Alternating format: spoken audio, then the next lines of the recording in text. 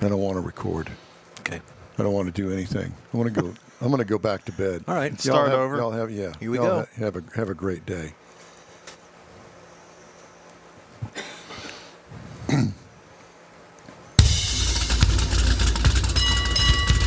Hello, everybody. This is the award-winning Car Talk Show in Wheel Time. Just ahead, we'll review our featured vehicle of the week, the Lexus RC350. We got your weekly cruise-in calendar. Conrad has This Week in Auto History, and we'll have the stories making automotive news headlines. Those are just a few of the things we've got coming up this hour. That and more just ahead on today's In Wheel Time Car Show. Howdy, along with Mike, out of this world Mars, King Conrad DeLong, who's got his volume up, as he always does. I need more Jeff Zekin. I'm Don Armstrong. Glad that you could be with us today. I'm trying to find it. You're the one that messed it up. There you go. You know, Conrad's always the first to point out that we always have these mess-ups about 60 seconds before we go on the air. Guess what? It's me. It's him this time. It took Mike to do a little reach around there to get that off. So this show is dedicated to Dusty Hill and all of his fans and followers. We lost Dusty this week, and sorry to hear that. I got to meet Dusty, and Oh, really? I did. Oh, cool. Yeah, in a private family home setting, and it was nice. As a member of the media or just as a No, just friend of a friend. lucky And, you? Yeah, I was. And you know what? I'd always had heard that he was a super nice guy, and I'm here to tell you, just your everyday next door neighbor kind of guy. Yep. Yep. And you know, the ego, if there was one, I certainly didn't see it. Most musicians are He was like a that. sharp-dressed man. Yeah. Most, Yeah, he was. They, yeah, it was. They tend to go to their fans. Has anybody watched any Olympics this week? I have. A little bit. Yeah, I did. A little bit. I'll tell you, I have gotten hooked. I've watched everything from shooting arrows to I have gotten big time into women's indoor volleyball. Have you done the? Of course, you know I had two daughters that played indoor volleyball, so I was a little bit into that. And then, of course, the beach volleyball where we won the gold. Yep. I saw a part of that. And we've got gold is coming up tonight with Brazil. We'll see how that works out. Because I'll tell you what, those South Americans, whew, You know what? They're going to wax them. who's they? Who's going to wax who? They're going to wax. Exactly. They're going to wax them? Yeah, I got it. Have you watched any of the synchronized swimming? I have. I saw that yesterday. I've been watching all the water polo, of course, Yeah. because that's what Austin My and wife Michelle did. asked me the other day, she said, have you seen any of the water basketball?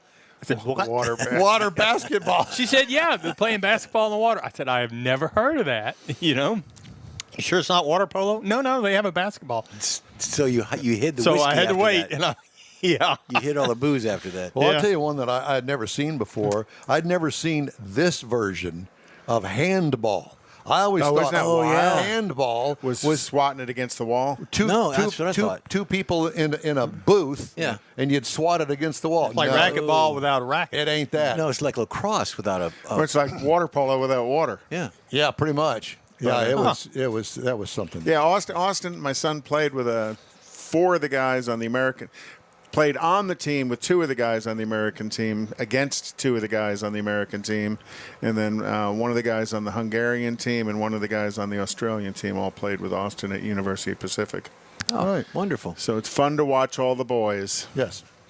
Well, this is a car show, and we talk all things automotive here Sometimes. sometimes. And today we have an old friend of the show, or just an old guy. No, I'm not sure. He's a what. young man. I'm sorry, he's not nearly as old as we are. He's That's a young true. man. Yeah, but it's starting He's to a show a young guy. little Ladies bit. and gentlemen, welcome Troy Dixon, Houston Performance Driving, and a new thing that he's got going, Cars and Cocktails.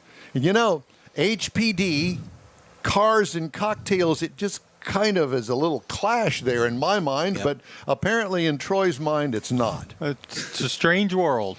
It is a strange new world. So I know Houston Performance Driving, and we've done a remote out there at Twin Peaks a couple of years ago. Had a good time there.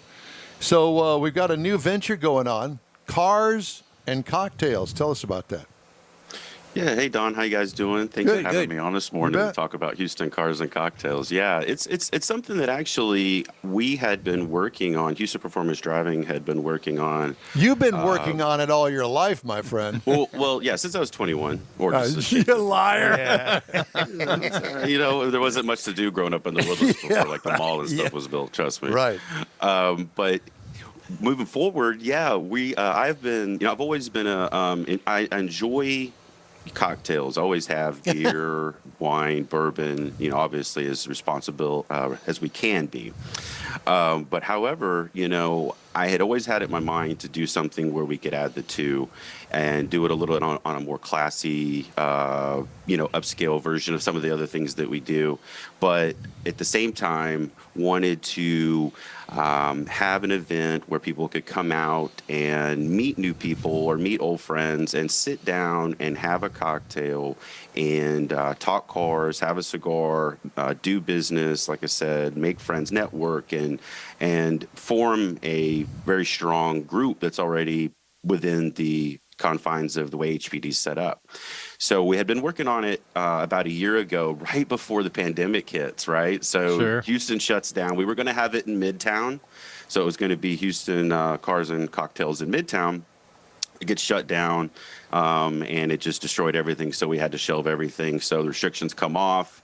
The restaurants and the bars, so we thought we'd move back in and try to get that back up and running, and it looks like we will, and we are, and we're going to have, it's basically taking the place of the Woodlands Twin Peaks meet. That's the last Sunday of every month.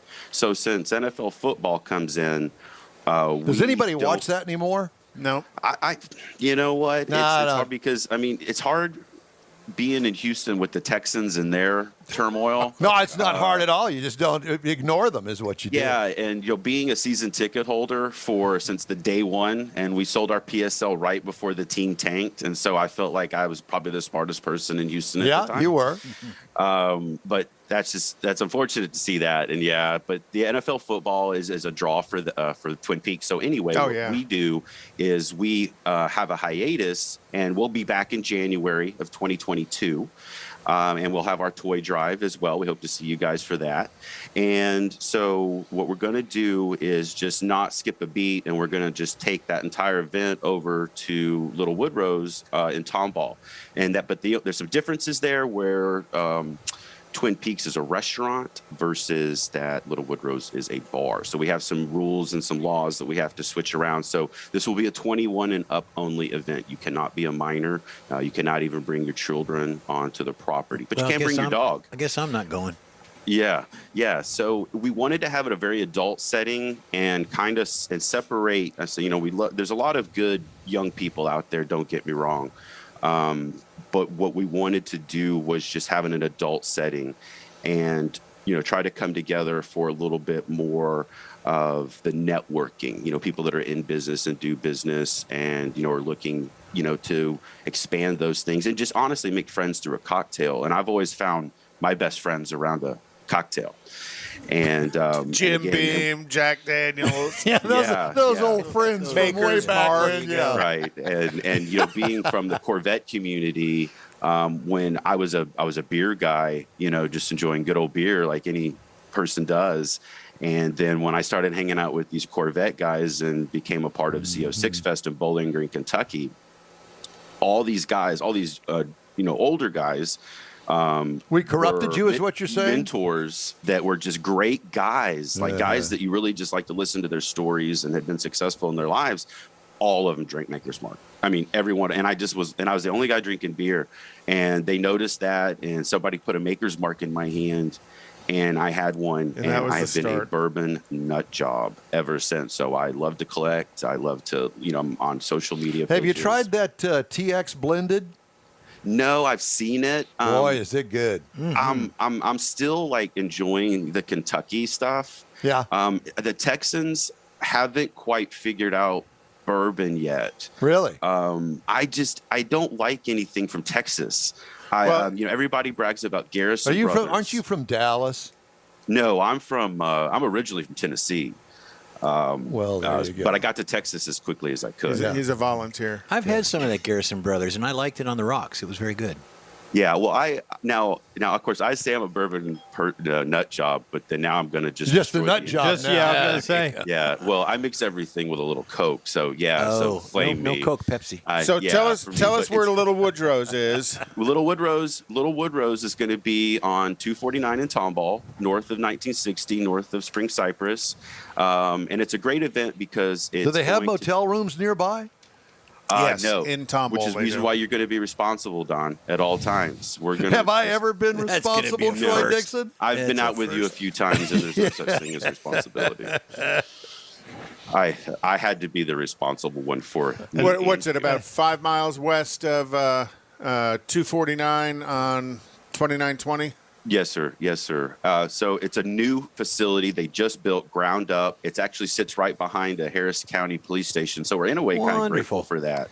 Yeah, So that there's your way- hotel room. Convenient. Yeah, I was Don't gonna have to say. walk too far. There's your room. It's not the hotel room you want, but again, it's the same time. We also think it's a good for a deterrent, so that way people can just understand that, hey, look, let's all just have a cocktail, let's talk about cars, and let's get home safe. And everybody behave. just please drink responsibly, because it is that situation where you are alcohol in high powered cars could be a potential disaster. Yeah. And so we want to make sure. So and these people that are coming out are like I said, are professional, responsible people. Now everything happens, but at the same time, we would like to just have I'm some professional cocktails and top cars responsible. and get home on a Sunday and then get ready for the Monday grind.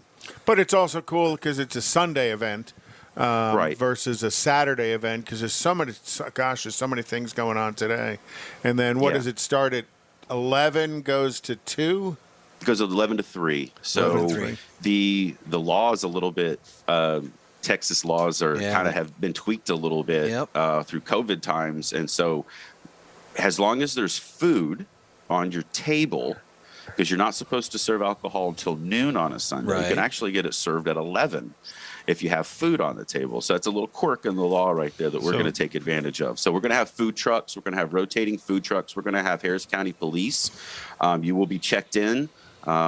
And you will be told where to park, and we're going to have it very uniformed. So it is going to be for your imports and domestics, so higher end chassis, but, feel free. We are looking to actually add a lot of the classic cars to it. We like to see more 60s and 70s, classic muscle, American muscle out there, because everybody knows this as more of just a modern group that for this, because of just, the classic situation and the idea what we're trying to do, we'd really like to see more classic. Hey, Troy, let me ask you something since you're a Corvette guy. You have any Yes, sir. friends that have a supercharger on their Corvette? Oh, yeah, more than, I mean, probably half the people. I mean, I know. aftermarket superchargers. Yeah, now. yeah, like, Vortex and, Pro Chargers. Yeah. Did they put them we're not on, or talking did they about, have like, them stock put on? CR1s, but yeah, from the factory, yeah. Did they have them put on, or did they put them on themselves? Most put them on through the shops that are located in Houston. Okay. There's a lot of great motor shops in Houston. I say that's one great thing about living in Houston. If you're a car person, there are so many great choices for, speed shops, motor building. Because I have to tell you, I've been thinking really seriously about putting a supercharger on my Corvette.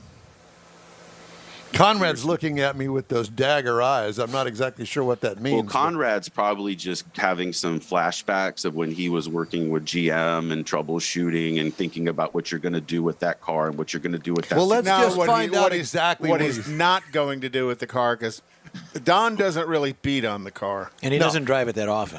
I've been out at some of the track events, I'll say it that way, with HPD, and some of those guys just beat on their cars. No, I don't beat on my car, but I would like to have, some more power at my right foot. Yep, and Just get you, superchargers. what, do if you're you not going to beat go big, go get a heads and cams package, that and a tune. No. Get that rumble. No, I hear where you're coming from, and I appreciate that. But there is a budget here, and just the supercharger alone, $7,000-8,000. Sure. I don't have deep pockets like you do. Oh, gosh. Well, Don, you're a handsome man, and if you really want something in this world, You can earn it You'll $1 go out and at get a time, That's it. but it may take a Okay. long time. That's right. That's right. Especially with Yeah. my hot pants, and I get Yeah, those so we've going. got some other events going on too. So this week we have our Twin Peaks and Webster meet going on. So if you've That's never been out tomorrow. to HPD, yeah, so tomorrow at 11 a.m. at the Webster location for Twin Peaks. So now what we do is the last Sunday of every month will be Houston Cars and Cocktails. The second Sunday of every month will be Webster's Twin Peaks. So we still have a Twin Peaks meet now.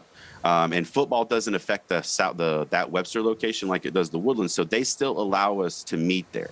So we'll have a Sunday meet. It'll just be the second Sunday of every month, and then again we'll have our Houston Cocktails. So we'll have something every other week. HPD will be hosting an event. And then we also, too, this week are joining forces with Viper Exchange and BJ Motors and Tomball Dodge. So we're going to have a new hot domestic night meet. So this is for domestic muscle only. And we are going to be, like I said, joining forces with the largest Viper dealership, which is right here in Houston, which is conveniently across the street from Little Woodrow's.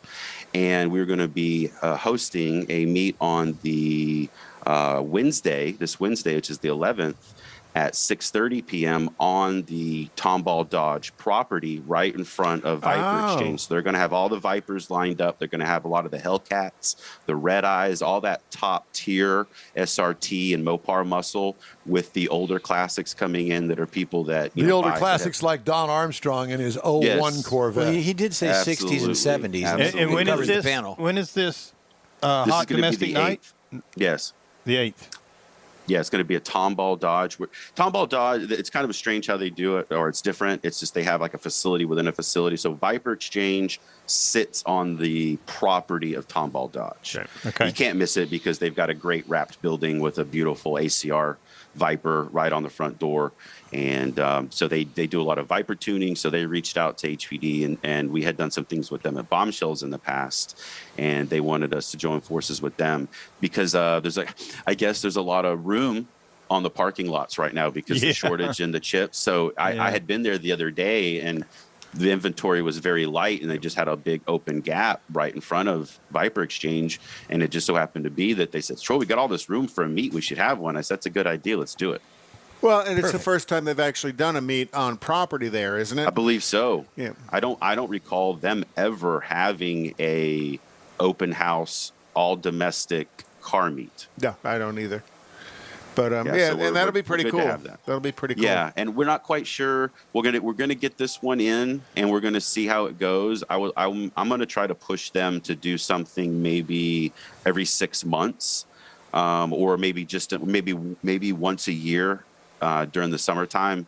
And yeah, it's going to be called Hot Summer Nights, Domestic Hot Summer Nights. So does this Cars and Cocktails thing, you got a Facebook page or a website? Yes, we do. Or what is it? So what you could do to track it is two things. You want to join the Facebook page for Houston Cars and Cocktails. So there's a Facebook page that you can actually join. You just answer some questions, basically like where do you live, what's your favorite cocktail, and what do you drive? And then that'll put you into the group page. And that way you can correspond with other people. So you can see the other types of people. People like to post what they're drinking or what kind of cigar they may be smoking for the evening, or drinking while in the garage, staring at the car while having a cigar. But those are just the basic outlines. But then the most important thing is to follow the fan page. So you want to look for the fan page, follow that, like it, because that's where all events will. Are you going to originate like from. the In-Wheel Time car show on Yeah, that really. page? I've been following that thing. I share it all the time. It's actually on the group. Yeah. I'm in the group. There's a group for In Wheel Time. Well, I'm in there. well, Conrad knows about that. I didn't check on your status. You know why, Don? Why? Because I'm the one who told him to do it. Conrad, can you put in there that Troy's buying the first round at the next Yeah, he's bringing the whole I will bottle. absolutely do that. If I get to hang out with you guys, I will absolutely buy the first and second round. How about that? Well, it's the Mutual Admiration Society. Troy, it's great to talk to you, my friend. No, thank you for having me, guys. I really appreciate it. Love the show, and it's always great seeing you. All right, well, we'll Thanks talk. for We'll coming talk on. soon. Yes, All right, sir. Bye-bye. Take care. Yep. Yeah, Troy's been a part of the show for quite some time. A long time. Yep. Yeah. The show's been around for 10 years. 10 Long years. Yeah, exactly. Yeah, Jeff and I were talking about that last night. Just want to say hi, Penny, back. Hello. Penny's on there? Yeah, Penny's on there. Hi, Penny. Penny Thank you for Lane. joining. Interesting name. All right. Shall we go ahead and do our cruise-in calendar? So we're kind of on the subject and doing. Sure. Well, again, Nifty 50s tonight at Grogan's Mill in the Woodlands. The Kima Car Meet from 6 to 9 p.m. Tomorrow afternoon is, again, as Troy mentioned, the HPD Twin Peaks Meet in Webster, and that's 11 to 3.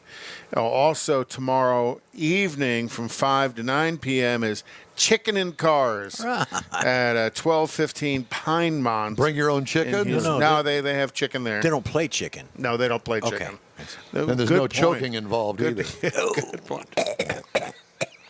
And I then got a joke Thursday, about that. August 12th, is Speed Societies or Speed Advocates at Rudy's. Slow down. It's okay. I didn't mean to upset you. At Rudy's Barbecue. Got him excited. Hey, don't get me going. Cinderella At going Rudy's to the ball. Barbecue. And then next Saturday is the Knights of Columbus Spring Fling in Rosenberg, Texas. And that's usually a pretty big turnout meet, 250, 300 What, cars. did you say Wow. spring fling? Yeah. It's called Spring Fling. It's a little late for spring, but it's never too Well, late to fling. they're getting caught up. Let it be. Okay.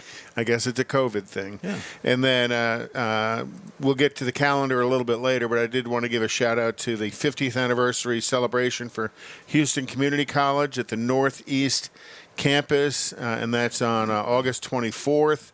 And the address for that is 8001 Fulton Street.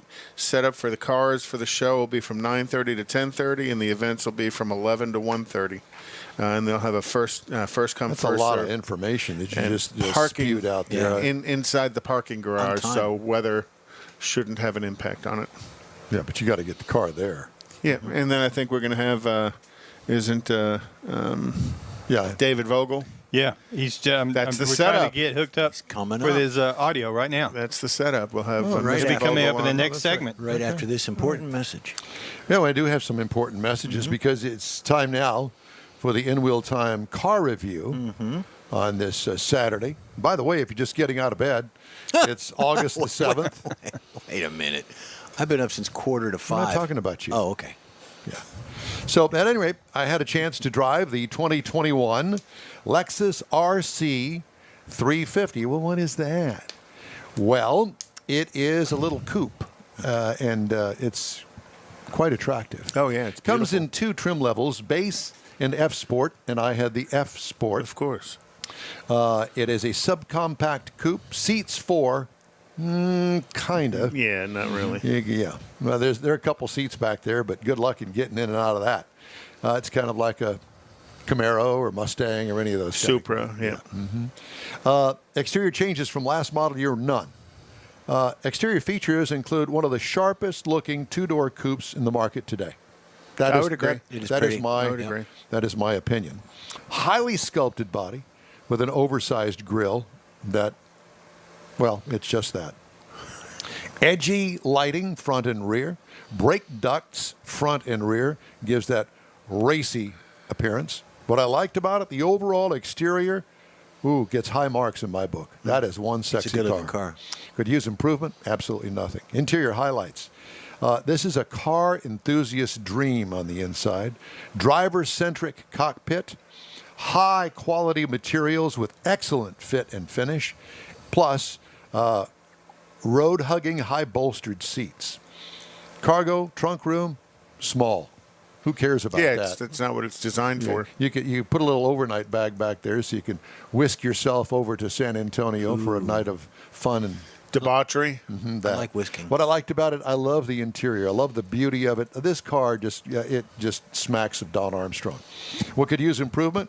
The touchpad infotainment controls, I don't like it. And it doesn't make it, this is not the only car that has it. They do that because the actual screen is too far away from the driver, so you can't get up there and press whatever it is that you need. So they add an extra layer of complexity when they have to go with a touchpad down on the center console. Engine, 3.5-liter V6 that turns out 311 horsepower, which is sweet. Yeah, right. It's the sweet spot. 280 pound-feet of torque, 8-speed automatic transmission. Gets 20 miles per gallon city, 28 on the highway for a combined of 23. Are you ready for this? I got 27.1 miles per gallon over 367 miles. But That's pretty good. I will tell you that you know me, I don't tear up You're, cars. you're soft-footed. Yeah. Well, I tell you, one of the things I love about that car is when you look under the hood, the front suspension, strut towers, upper strut mounts is jewelry. Yes, to it look is. at it, it's not The whole car is yeah, jewelry. Yeah, it really is. It's a stunning-looking car. Yeah. If you're into a two-door coupe, maybe for the wife that you could every once in a while get in behind the wheel on the weekend, doesn't make any difference what it is. I encourage you to check this car out. Or a weekend getaway car, like you mentioned earlier, you know, for just a couple to get away. Perfect power match, automatic transmission to engine horsepower. What could use improvement? Nothing. Ride and handling, it has adaptive suspension with a dynamic handling option if you want to bump up the Upgrade. price. Yeah. So as far as price is concerned, base trim price on this is $49,520. Not bad. Price as tested, of course, it was loaded up, $60,520. Base model price, $46,175. So, you know, do the sweet spot in there. About $50,000, I think, that you could get a sweet ride. It makes sense. Yeah. So competitors to the vehicle include the BMW 4 Series for $45,600, the Audi A5 for $47,665, and the Mercedes-Benz C-Class for $52,450. So it's in the same price category as the rest of them. Yes. Then it's a Lexus, and then if you really wanted to add some power to it, they have a V8 version, the 500, Really? the RC 500. Then Then the price jumps Yeah, substantially. and you know, and I have a problem with that. I mean, if that's what you want to do, great, more power to you. But why go over what the manufacturer actually dreamt of, and they knew that they were going to sell the most of them because the price point That's right. matches the car. Yeah. and it's a very, very good looking car. It truly is, and everything works so well on the car. It gets my vote. That's for darn sure. Shout out to Larry Heiss, joined us on Facebook. He is my ex-regional manager. I was going to say at General- ex-wife or something. at General Motors. Fine man. He actually, he and a team of people came down here for Harvey and rebuilt a few houses from Michigan. Wow. Nice. Very nice. They kind of loaded up. Well, thanks for joining us. Yeah. Yeah. And thank you for joining us today, too, on the In Wheel Time Car Show. By the way, our show streams on Facebook, YouTube, Twitch, and InWheelTime.com. Podcasts are available from your favorite podcast source. The In Wheel Time Car Show continues right after these quick messages. When you're ready to shop Chevrolet, we know one that should be at the top of your list. Bayway. Locally owned by Houston-born and raised Daryl Wisniewski, Bayway brings a sense of family to your Chevrolet buying experience. When you're in the market for a new or used vehicle, you now have a place to go. General Manager Lincoln Stahl guarantees Bayway will beat any competitor's written price on the new vehicle you choose or pay you $1,000. Bayway Chevrolet is located only 8 minutes from the Beltway and Highway 288. Whether it's online or in person, you'll be welcomed like one of the family. BaywayChevrolet.com. Tailpipes and Tacos, Houston's premier monthly car cruise-in, returns Saturday, August 21st at 2 Loopy Tortilla Mexican restaurants in Katy and inside the Loop on the Southwest Freeway near Kirby. Tailpipes and Tacos is free and everyone is invited. You'll see collector cars, hot rods, customs, magnificent originals, and resto mods at 2 locations. Cars from all over Southeast Texas cruise in and show off in a friends and family event at the Loopy Tortilla Mexican restaurant on the Grand Parkway at Kingsland Boulevard just south of I-10 in Katy, and inside the Loop on the Southwest Freeway near Kirby. Drag racer, car enthusiast, and Loopy founder Stan Holt brings you Houston's hottest cruise-in. Tailpipes and Tacos at Loopy's inside the Loop on the Southwest Freeway in Kirby, and in Katy on the Grand Parkway just south of I-10, where you'll see the In Wheel Time Car Show. Get your ride ready and we'll see you at the Tailpipes and Tacos Saturday morning cruise-in at Loopy's in Katy and Kirby, August 21st, 8 to 11 a.m., weather permitting. Gulf Coast Auto Shield has moved to a more convenient location. Now you can visit John Gray and his staff of dedicated professionals at their new shop on the South Sam Houston Parkway between Belford and Airport in Southwest Houston. Gulf Coast Auto Shield is the best at paint correction and ceramic coatings. Clear bras and custom wraps are specialties that only Gulf Coast Auto Shield installs with award-winning accuracy, and all their services come with a warranty. Lamborghini, Aston Martin, Porsche, and Ferrari owners depend on Gulf Coast Auto Shield for their specialty services, and you should too. The in-wheel time Corvette and Cutlass have both been massaged by Gulf Coast Auto Shield, so isn't it time your vehicle visit their new shop in Southwest Houston? Call John Gray today at 832-930-5655 or visit online at gcautoshield.com. That's gcautoshield.com. Paint, coatings, wraps, and more at gcautoshield.com. Celebrating 10 years of award-winning car talk, it's the In-Wheel Time Car Show, your weekly go-to all things automotive place. Just ahead, we talk with Auto Shop. We talk Auto Shop with HCC's Dave Vogel. We'll have This Week in Auto History, get you updated on the stories making automotive news headlines and more. Howdy along with Mike out of This World Mars, King Conrad DeLong. We need more Jeff Zekin. I'm Don Armstrong. Glad you could join us today. Thank you very much. We really appreciate it. So let's get right to school, shall we? Dave Vogel, it's great to see you. Thank you so much for joining us today. How you doing? Doing pretty good. Thank you for having me. Well, it's always a pleasure. The Houston Community College Fall Automotive Program. Now's the time to get signed up and get ready to go. So tell us what you got. Yes, sir. We got a full lineup of classes for the fall for morning and evening classes. I heard a lot of the other schools aren't running evening classes, so we made a couple extra classes just for the overflow. So that's going to work out good. We got automotive, we got diesel, and we have body shop at the Automotive Center on Airline Drive and 45.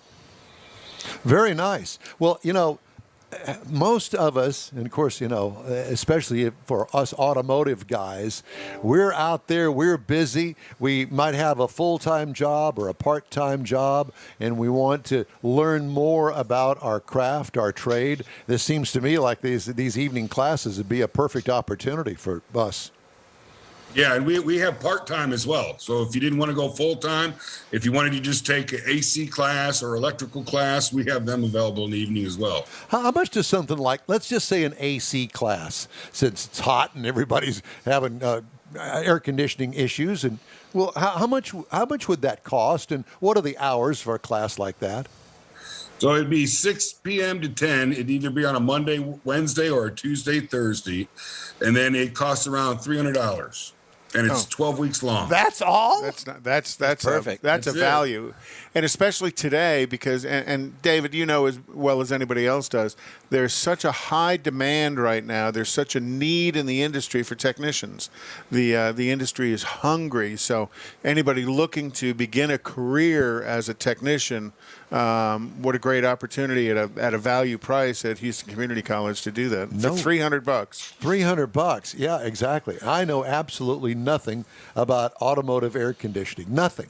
So that would be a perfect opportunity for me to get to know how they work, how to fix them, what goes wrong with them, how to diagnose the problems. I mean, and how long is it? How many week class? If you go part-time, it's 8 hours a week for 12 weeks. So 80 hours. So a wham bam, good. Thank you, ma'am. We're out of there in 12 weeks. Yeah, but that's It's only 4 hours a day. I know.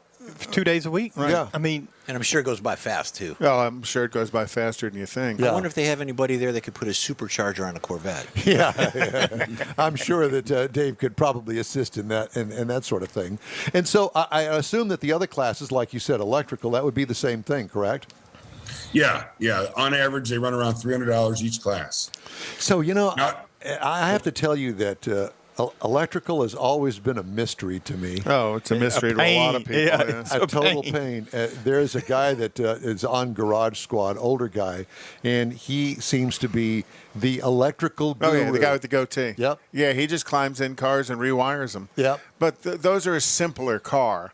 The electrical that they're doing at Houston Community College is beyond the simplicity of a 1970 model car because they're doing a lot of the integration of all the modules. You know, you got computers, multiple these computers. chips that they can't get to build cars. You're talking some of today's cars, you got 20 plus chips in them, and all of those computers have to talk to each other, and that's a piece of the electrical. But they do fundamental electrical, Ohm's law, you know, volt ohms and amperage as well. So, Dave, in a class like that, I mean, do you start with the basics? Because I'm a guy that doesn't know anything about it, and so I would need to know the basics before I get into the computer technology part of it. Do you start there?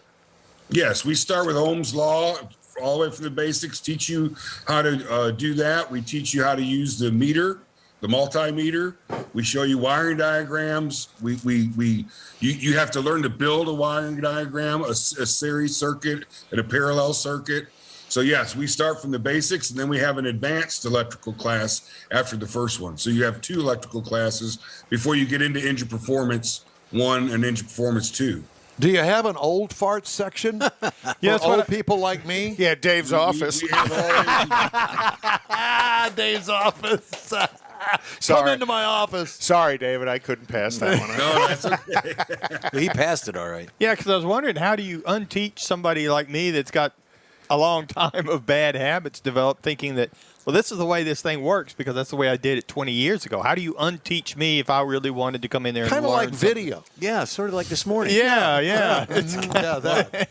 Yeah. Well, the first thing we do is we'll give you a basic knowledge test, and then we'll give you an F, so then you know you don't know what Just get it out of the way. Just get right there and start it off. That's exactly right. Just to confirm so everybody's on the same page, you don't know jack blank. Yeah, exactly. But it's starting at the fundamentals. You know, it's Ohm's law. You know, how does amperage, resistance, and voltage all interact, and the math to do that, and then everything builds off of that.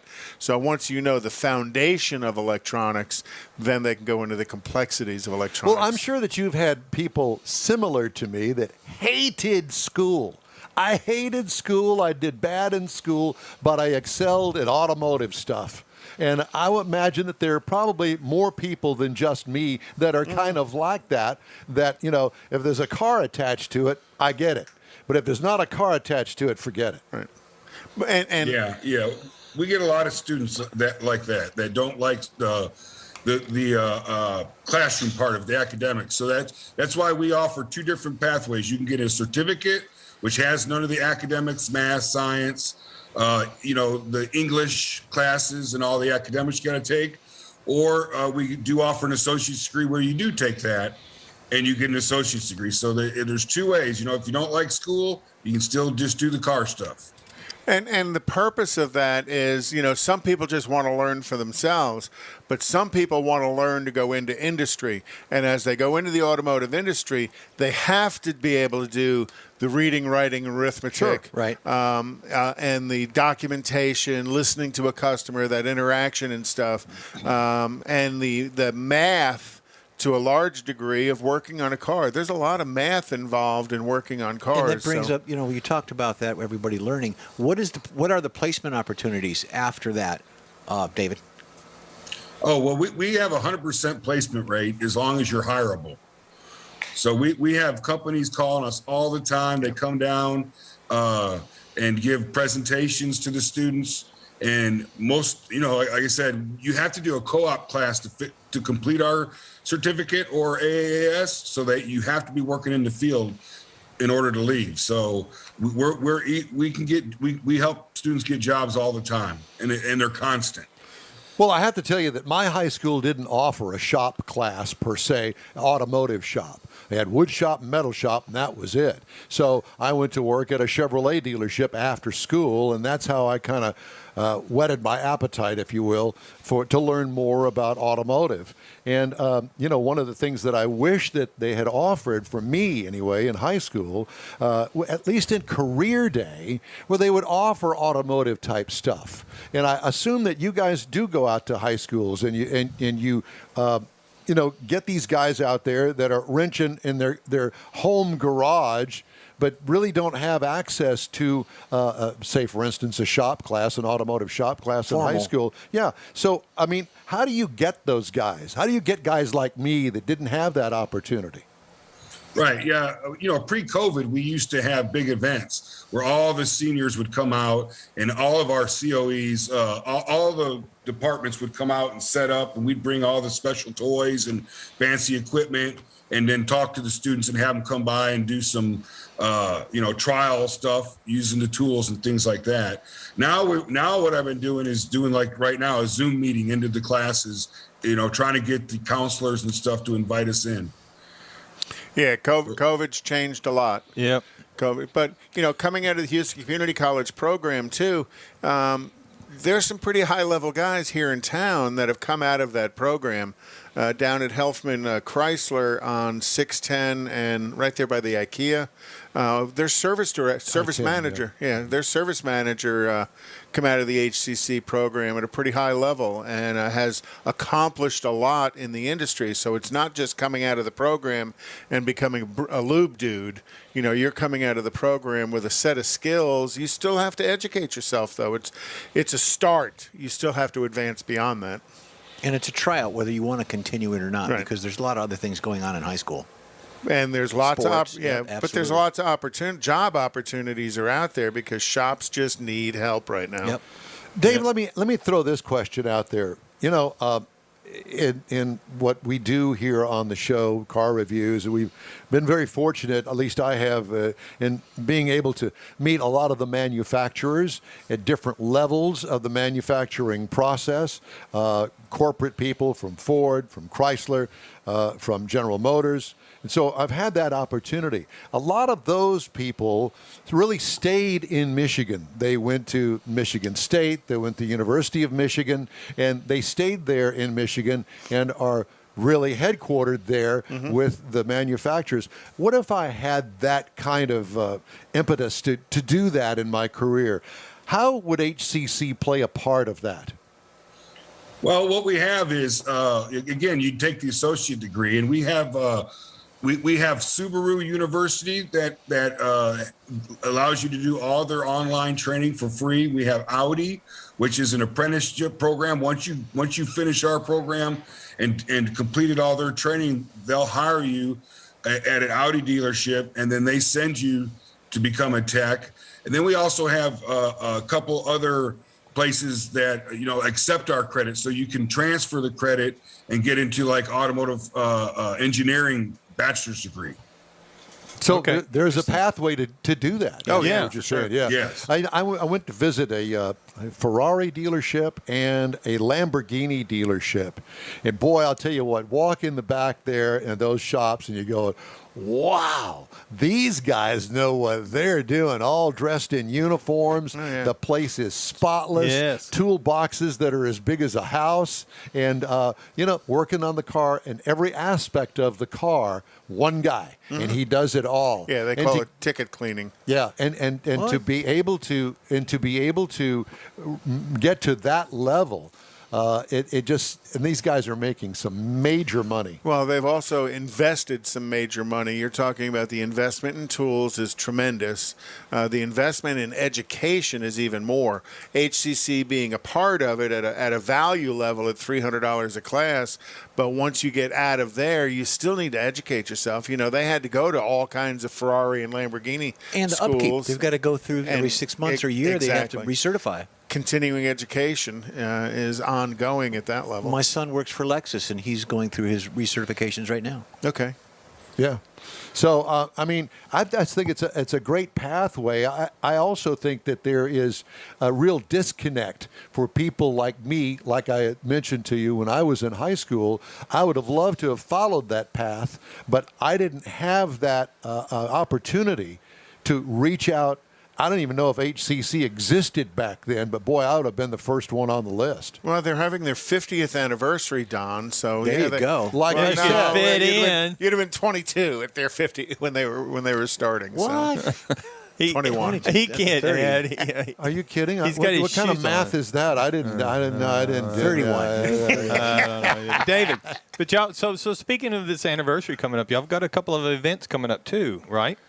Yeah, over at the Northline location on Fulton, we have a 50th anniversary for the Northeast camp for the Northeast side, and because we house the automotive department over there, we're going to have a car show with it, and they're going to have DJs out there, food, snacks, games, giveaways, all kinds of stuff to celebrate it. So it's all open to the public, so they can kind of see what you got going on, like we were talking about. They can kind of see what your facilities are like. So Yes. any of the car clubs that follow us here on In Wheel Time, we're going to get a flyer from David. We'll post it up on our Facebook page. Very nice. Go on out and support the program. It's a wonderful look. The Fulton location's a wonderful location. I mean, it's brand new and it's nicer than a lot of shops are. When do classes start for the fall semester?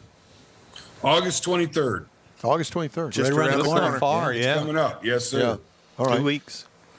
Well, And again, I just wanted to say that the car show, we're going to put it in the garage so that you'll be covered. So don't worry about it. We're not going to stick you out in the heat and the weather. Well, thank you very Out much. in the open parking lot. Right, Cool. right. well, that sounds great. So, what is the easiest way? Do I need to sign up for that, or do I just show up? For the car show? Yeah. Well, on the flyer, there will be an RSVP to email me and let me know if you're coming. But if you just show up, we're going to let you in. So show up at 9:30 because 9:30 to 10:30 is registration, and then Right. the show is going to be from 11 to 1:30. Make room for an Oldsmobile rally.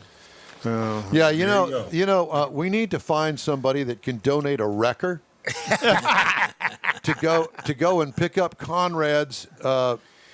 Oh, David's seen my rally. I had it out there when they had the When it grand ran. Well, you know yeah, what? David has students that can get it running. He probably does. Probably There you does. So we need to get a wrecker to come and pick up Conrad's. Fix my steering column. Yep. Fix the steering column. Clean and the trunk. That. No, we're not going to clean the trunk, but we do need to get a full set of tires donated. Oh, Oh, I shouldn't have said it like No, that. you don't need donations. If I had to pay for my damn tires, so do you. But at least you could do is take the ignition switch over there to him and let them fix it. Yes, sir. there. They're we got a busting my deal. chops because I haven't had my car on the road for a while. Yeah. A while. About a year. It's been a year. Yeah. it has Yeah, been a yeah, we're year. coming It up has on. been a In year. fact, last time I saw it on the road was at last Autorama, which is almost 2 years ago. In No, December. it was out to Tailpipes and Tacos. According since to the then. Mayan calendar, Yeah, that's right. So the Well, tires according to the Mayan calendar, the August, tires are dry rotting on the car in the garage with the trunk full. So they're definitely flat spotted and ready to pop at any moment. flat spot. on the August top. 24th at 8001 Fulton Street for the 50th anniversary celebration of Houston Community College. Dave Vogel, thank you so much. We look forward to seeing you, and we appreciate all that you do for all of our automotive friends. Yep, very much so. Oh, Thanks, David. Thank you. Yeah, thank you for inviting me. And I'm always happy to come on and talk to you guys. Thank you. Appreciate Thank you, sir. All right. We'd love to hear from you. Just shoot us an email. The address is info@inwheeltime.com. Time now for This Week in Auto History. All right. We're ready. What Okay. are we doing today? So this week in 1900, Firestone Tire and Rubber Company was established in Akron, Ohio. The 31-year-old inventor, Harvey S. Firestone, seized on a new way of making carriage tires and began production with only 12 employees. 8 years later, Firestone landed Henry Ford's Model T as the exclusive provider Well, of Henry was tires. his best friend. Yeah, very much so, and that was the start of Firestone. Here was kind of their first logo as well, and now Firestone is owned by Bridgestone. So Right. it's, Are these two of the employees? Japanese. yeah, those are two of the 12 employees. Okay. In It's 1903, Don Armstrong over on the left. yeah, with the muscles, right? Uh-huh. In 1903, the first cross-country auto trip from New York to San Francisco was completed In that? in that Packard. Oh, God. Wow. It took him 52 days. Now, you got to remember, this was before Roads? There were. This is actually before there were roads, Oh, my much Lord. less concrete and With asphalt wooden roads. wheels. Yep, Oh. 52 days in that. I could understand that. In 1910, New York State issued the first license plates. So they started getting in your pocket all the way back in 1910. And those plates were a metal plate with the letters were kind of a ceramic letter that were bolted on. Cuomo have something to do with that? Quite collectible. Huh? Did Cuomo have something to do with that? Yeah, real. No. The license plates on He the was wall zooming here. the women. Yeah, I'm there you go. not going to go there. And then in 1914, the first electric traffic signal was installed on the corner. This isn't it. I saw this. And I'm like, What tell the me hell that is isn't that thing? confusing. Tell me that wouldn't be confusing. Oh, my God, that's I'm great. hoping that's a piece of artwork because there is no way you would understand. What about which light's the aiming street at you. signs in like 15 different languages too? But yeah, so in 1914, the first electric traffic streetlight was out. Awesome. In 1928, Chrysler Corporation acquired the Dodge Brothers. So, and they paid $170 million for the Dodge Brothers from a man named Dylan Reed, who had bought it from the Dodge Brothers, the Mrs. Dodge. I was just going to say Mrs. Dodge. Mrs. Dodge, right. So, I went to school with a guy by the name of Mark Dodge, and his dad's name was Hod Dodge. Hod Dodge? Hod Dodge. Cool. So that's the Dodge Brothers logo at the time. So again, as a lot of these independent companies were brought under the umbrella of Chrysler, General Motors, and Ford, some came and some went, but Dodge is still here. Interesting. In 1941, the Jeep was born. Oh my. Parade magazine called it the Army's most intriguing new gadget, a tiny truck which can do practically anything. Again, during World War I, the U.S. Army began looking for a fast, lightweight, all-terrain vehicle, but it didn't come around until in 1940. 30 years later. When they let out a contract for it to build such a And who vehicle. designed that thing? Do you know? Who actually designed it? I don't recall. It was a Willis truck company was the first to successfully answer the Army's you call talking about, Willis? with a new truck, and it was called the General Purpose Vehicle (GP). And as they called it GP, Jeep, and they developed into Jeep. Now this vehicle was actually built by Willis. It was built by Bantam. Ford. And it was built by Ford. And they say the Ford ones are quite collectible because Ford didn't make nearly as many as Willis and Bantam did. It's also a different grill too. There's It different, is. It's got an extra bar in it. yeah. Yeah, little differences, but the same basic piece was there. And to this day, that is still Jeep. You know, they still have that recognizable look of that vehicle. The new truck was christened the Jeep by Dwight D. Eisenhower, and they said Eisenhower said they couldn't have won World War II without it. Nice. In 1977, the movie The Spy Who Loved Me, starring Roger Moore as the suave super spy, that is Don Armstrong's alter ego, Roger Moore. Absolutely. Known for He was always my favorite. James Bond's known for the love of fast cars, and they moved away from the Aston Martins and moved into the Lotus. Now, remember, this Lotus was also the one that doubled as a submarine. That's right. That's right, the underwater car. Yeah. Is that Barbara Bach? That is Barbara really Bach. looks like her. Barbara Bach is married to Ringo Starr to this day. You would know that. I know that. Yeah.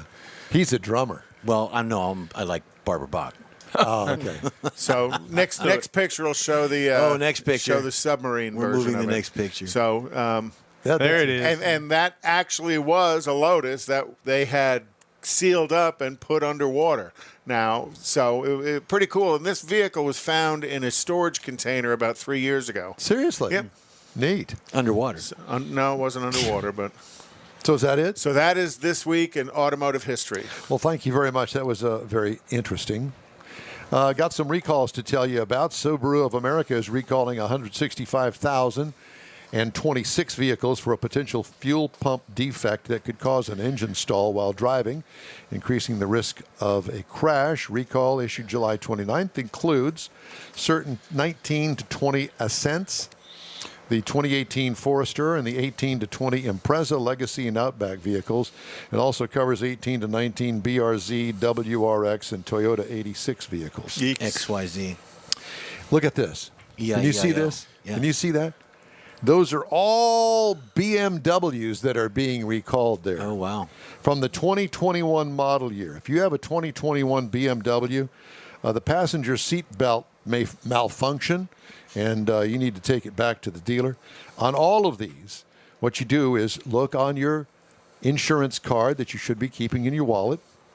There's a VIN number of your car on there, and run it through safercar.gov, and it will pop up any recalls on your particular car. And it'll tell you whether or not the recall's been completed or not. So it's going to tell you even old recalls that have been completed or be listed there. Also being recalled, an Audi e-tron. That's the brand new one. Gosh, that's just out for 2020 to 21. 2021 loss of ABS and ESC. General Motors recalling Chevrolet and GMC Silverado 2500s from 20 and 21 because the spare tire is the incorrect size. Oh, no. What the hell? Are you serious? Who messed that up? You're fired. The guy putting his spare tire in. God. General Motors also recalling the Tahoe and Yukon from 2021 because the brake system has been calibrated incorrectly. That's not good. No. And you see a lot more recalls today are software recalls where they go in and they do a software update on the vehicle. You ain't going to do that with the spare tire, though, are you? Is this pre-chip or post-chip? Pre-chip meaning the old chips that are in the Nacho vehicles? chips. Nacho chips. Or the ones that They're are coming nacho out chips. now. The EV revolution is closer than it appears, with automakers rapidly developing a slew of new vehicles that will Don's wow favorite. consumers, but anxiety around charging and range is likely to hold buyers back. Don has anxiety reading this article. I love this article.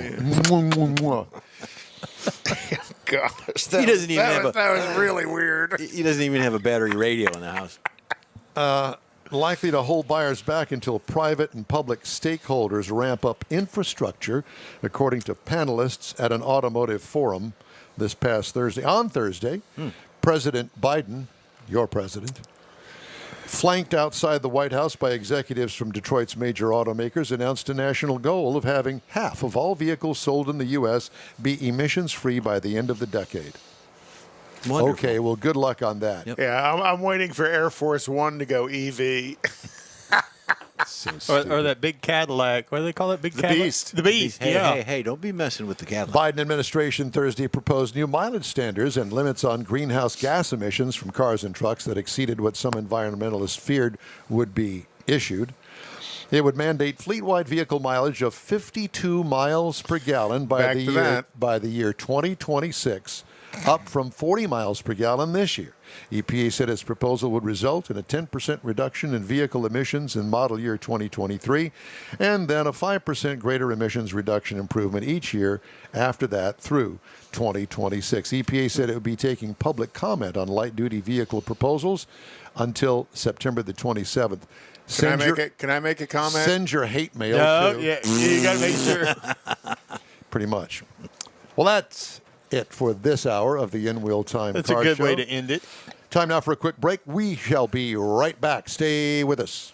Whether you own a newer car or want to keep your older one humming along for a while longer, think of Bayway Chrysler Dodge Jeep Ram, Bayway Chevy, and Bayway Lincoln to keep things in tip-top shape.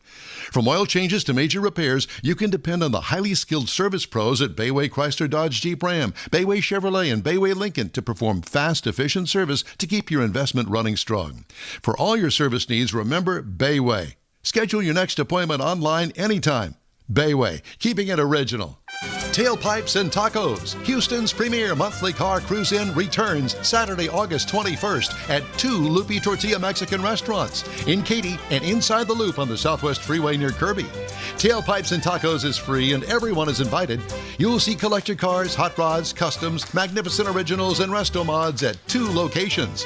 Cars from all over Southeast Texas cruise in and show off in a friends and family event at the Loopy Tortilla Mexican restaurant on the Grand Parkway at Kingsland Boulevard just south of I-10 in Katy, and inside the Loop on the Southwest Freeway near Kirby.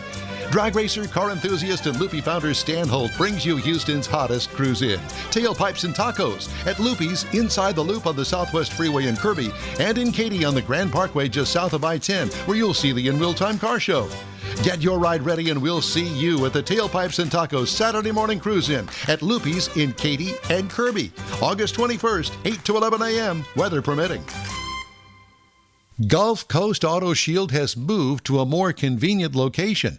Now you can visit John Gray and his staff of dedicated professionals at their new shop on the South Sam Houston Parkway between Belford and Airport in Southwest Houston. Gulf Coast Auto Shield is the best at paint correction and ceramic coatings. Clear bras and custom wraps are specialties that only Gulf Coast Auto Shield installs with award-winning accuracy, and all their services come with a warranty. Lamborghini, Aston Martin, Porsche, and Ferrari owners depend on Gulf Coast Auto Shield for their specialty services, and you should too. The In Real Time Corvette and Cutlass have both been massaged by Gulf Coast Auto Shield, so isn't it time your vehicle visit their new shop in Southwest Houston? Call John Gray today at 832-930-5655 or visit online at gcautoshield.com. That's gcautoshield.com. Paint, coatings, wraps, and more at gcautoshield.com. Celebrating 10 years of award-winning car talk, it's the In Wheel Time Car Show. Just ahead, talk to the folks at Bolt Lock Systems. This thing works through your vehicle's ignition switch. Oh. So it's a different kind of deal. We thought that you'd be interested in it, so we've got an interview about it. We need more Jeff. We'll review his pre-owned car of the week, the 2019 Mazda MX-5 Miata. We got the racing calendar. Conrad has the car clinic. And we also have the stories making automotive news headlines this week. Just ahead on this In Wheel Time Car Show. Howdy, along with Mike out of this world Mars, King Conrad DeLong. We need more Jeff Zekin. We always do. I'm Don Armstrong. And this segment of our show, sponsored by a new sponsor, and we'd like to welcome Garages of Texas. All right. Luxury Yay. Garage Suites. Put a roof over your ride. Garages of Texas. And you'll hear more about that coming up. Right now, You bet. we have a fellow by the name of Jason Buckles on the line with us. And Jason is with a company called Bolt Lock Systems, and I found it rather intriguing, Jason, that this is a different kind of a lock that I'm dying to find out how this thing works. Step us through this. Start from the beginning and give us the scoop. Sure. Good morning. Thanks for having me on this morning. You bet. So what Bolt Locks is, we wanted something different, and we wanted something that was more secure but didn't sacrifice any of the convenience you really see when you're dealing with a whole bunch of different locks. Now, So what are these locks for? To lock, for instance, your ball and hitch? How does that work? Yeah, all sorts of locks. We have receiver locks, so if you want to lock up your hitch, them there. Yep. We have padlocks. I have cable locks. But we're talking about some Jeep products too. When we're going back and forth about get on the show, we have stuff like this is our Jeep hood lock. So there's no way to lock the hood of the Jeep. So we made a lock that goes right in the center, and then we can include the replacement grill for the JLs, the new Wrangler JLs. Is that a problem that people are stealing stuff out Losing from their under the hoods? hood? Oh, yeah. I never heard of Oh that. yeah, Yeah, because there's no just pop the little- batteries. You have air compressors, all sorts of stuff. Wow. One of the things I've heard recently is people go in, pop the ECU off of your Wrangler, swap in a new one, and now their chip key works on your Wrangler. You can drive it away. So Oh, my gosh. I never heard of such a thing. Wow. My mind doesn't think that Yeah, way. I don't- but I don't- no, you would know about this. Okay, so continue on. yeah, so what we did, we have a line of locks that works with the vehicle key. So this is a standard Jeep key. First time you get one of our locks, you put the key in the lock, turn it all the way till it stops, and the lock learns your key right then and there.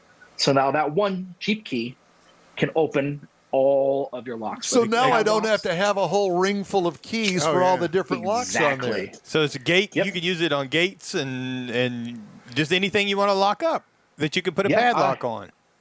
Exactly. I had a farmer come through. He bought like 50 padlocks for all of his gates around his farm to lock up with one key. Wow. And it's not just Jeep products. We also work with GM, Ford, Chrysler, Dodge, Jeep, Toyota, and Nissan vehicles for the last 20, 25 years. So all the complexities of these laser cut Jeeps, you've kind of, for lack of a better phrase, broken the code and put them inside of your locking systems. Yep. Yep. That is That's actually one of the brilliant. keys for you. That is Yeah. genius. Yeah. And to make it so easy, because, Jeeps, I mean, they got hitches on them. Oh, And yeah. I've seen Jeeps tow just about everything that you can imagine. Oh, yeah. And all I can think of is Ram trucks. Yes. All the stuff that you can tow. Well, you got a hitch lock for all of that stuff, and there you go. Yep. And on top of that, we have also a trailer lock, so a coupler pin lock there, because you have to secure your coupler when you're driving a trailer. Or if you're not towing your trailer, we have a trailer hitch lock that goes up into the ball with a strap over the top. So it keeps it nice and secure so no one can steal your trailer, too. Oh. And it all works off the same system where I could use my one key, my ignition key, or whatever key I Yep. choose. Yeah, it works with vehicle keys. That's what we work with. Here. Okay. So it needs to be a vehicle key. Correct. And you do need to find the one that matches your vehicle, because the keys, there's no way you're going to get a single lock that works with both of these keys. Right. Yeah. So it's key Well, we only. make- What happens if you've got a fob only? You got your key fob that you do your doors, and you got a minivan or whatever the case it is. How does that work? But inside that fob is a key. There's a Not valet on key. my Exactly. Ram truck. It's not. It's a valet key. It's not? Nope. Well, There wait. is a key in the back of your fob. You'll see a little switch right by the keyhole, Yeah. and the back of the keyhole will pull out. And there's a Come key on, inside there. Mars. So you utilize the valet key. I Yep, got you. that's what we do there. See, I learn something new every day. Okay, give Yeah. me 20 bucks, Actually, Mike. You're welcome. We know all about those because what our parent company does, we're the OE manufacturer of locks and keys for GM, Ford, and Chrysler Dodge Jeep. So we actually make So that's the It's fancy. connection. Yeah, there you go. They got the Got the inside track. groove, so to speak. You know what? They've got that business locked up. They do have that business locked up. They have the key to profitability. There you go. So let me ask you this: Do you happen to have any custom fobs that will work? I mean, I want my Jeep fob to look different and unique. Can you do that? for the new Jeep Wranglers. No, this thing is a massive fob, and Yeah. to be honest, I would never want this myself. This thing is huge. I don't know who. Yeah, it is Jeep big. told it. The last is for the JKs. We actually do still one. It's you should look up. It's our Jeep Rock Key. So it looks like it's like an off-road rock hilly area. Something you could take a look at. Okay. So- Interesting. So those Yep. folks that accidentally lose their key, So do you the make them beauty a is- second version of it, or another key? because it actually learns the cuts of your key, all the little cuts. So if you have a spare key to your truck, stick it in there, turn it, and it'll open all your locks still too. Gotcha. Because it actually learns the cuts of the key. It's Okay. all mechanical. There's no batteries required for any of these products. Wow. Oh, that keeps it very simple. So how do we get your product? So you can buy them a whole bunch of places. Of course, check us out online at boltlock.com. We are also available in O'Reilly's, 4 Wheel Parts, Napa. They're on Amazon. Or we also own a whole bunch of small retailers across the country, so you can check those all out at boltlock.com. Okay. Well, Yeah, I'm so- surprised the dealerships haven't picked you guys up as an accessory item. There's to actually sell some in their parts dealerships that do. departments. Yeah. We actually have a couple of Ram dealerships who first thing they do when they get the trucks on, they take one of our cable locks and then wrap it around the spare tire. Oh, Ooh. yeah. Well, You that's, That's a good idea. You need to go to the Lone Star event coming up next year. The Lone Star. Lone Star Lone Throwdown. Star Throwdown. Yeah. Yeah. Actually, you need to design something to keep the catalytic converter from getting stolen. go. Oh my gosh, they're taking them everywhere here in Yeah, Houston. that's a major problem here in Houston. But so- that not a product you guys are going Right. to deal with. But Yeah. well, how cool is that? So you carry cable lock. So basically, 4 products: the hitch lock, the cable lock, the padlock. What's the fourth one I see there over your shoulder? Well, that's for the hitch. Oh, so we have different. These are just some of the older products we do have. This one here is actually our Jeep. Oh, there it is. Our Jeep spare tire lock. Oh, okay. So you place one of the lug nuts Oh, with okay. your with our custom lug nut, and you put the lock on top of it, and it holds it in place. We also have our hood locks for JKs and JLs, and as well as one of the other products we have. It's a new way to mount your high lift jack. It's called J-mount. And what you do on this is it actually mounts on the side of your Jeep right in front off the A-pillar on the TJ and the JK. Oh, yeah? So you're not taking your high lift over your head and putting it onto a roof rack or across the front of your hood. And if it's wet and just slips and damages your hood, it's a nice quick way of mounting your high lift on your Jeep. Does it? What is it attached to the hinges? So the TJ and JK version, there is 2 bolts on the A-pillar that are vertical right there. Right. You take those bolts out, you put our bracket up against it, 2 bolts back in. That's all it takes to install it. Oh, wow. Interesting. And then, of course, you got the lock there to hold it, to keep somebody from stealing course, it. yeah. Right. Yeah. Yeah, I got the lock. Yeah, it's super simple. Oh, you people guys ask think how- of everything. Oh, yeah. So, And yeah, they're we can look at looking for everything. new ideas all the time. Chastity belt.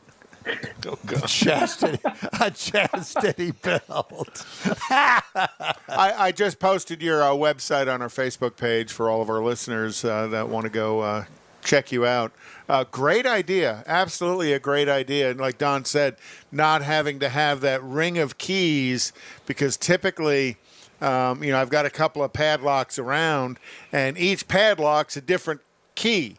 So you got to carry like 7 or 8 keys plus your car keys, and it makes you jingle when you come in late at night. Yeah. Well, what are some of the price points of these?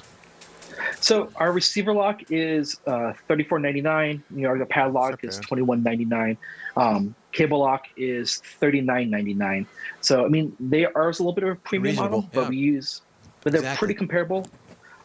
We are also one of the few out there that actually has a solid stainless steel pitch pin on our receiver locks. A lot of them are just case hardened and chrome plated.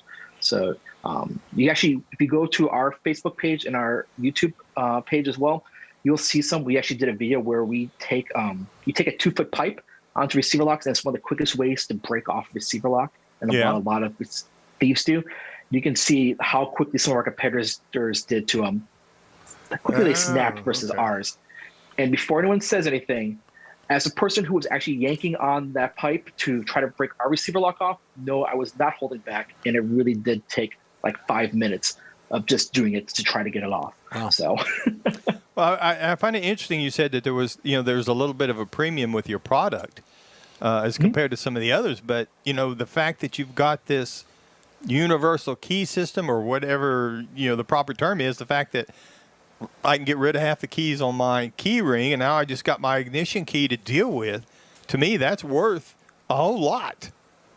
Oh, yeah. I wouldn't consider that a premium. I would consider that just, this is a product that's exceptional. Yeah, and I don't consider your prices to be out of No, they're range right in to other line. stuff. Yeah. Having looked at a few other things, Exactly. I think your prices are right on target, especially because you have the automotive key lock in them. Well, Jason, now I want to go sure, find something to buy one so I can play with my key. can go buy a now Jeep. that you found your newfound key. Yeah, now I got my newfound key. I need something to use it on. Oh Lord, have There's mercy. Mike. There's money in your wallet too. Why don't you open that up? No, I can assure you there ain't none. I blow don't the look dust there. off of it. Jason, thanks so much for being with us today. We really appreciate it. Great Thanks for idea. having me. Great idea. Yeah, I love it. Jason Buckles with Bolt Lock Systems. We're going to take a quick break. Right back. Garages of Texas offers first-class luxury garage suites to keep your collection in a safe, secure location with 24-hour access. You'll love your own private space that's developed with other like-minded enthusiasts in 2 Houston area locations, in Katy and the Woodlands. Visit garagesoftexas.com to see how other enthusiasts have designed their motor vehicle man cave. But you need to act fast. These properties are almost sold out. Visit garagesoftexas.com for full details. Join the Garages and Gearheads Having Coffee Cruise-In at the Katy location, August 28th, 9 to 11 a.m.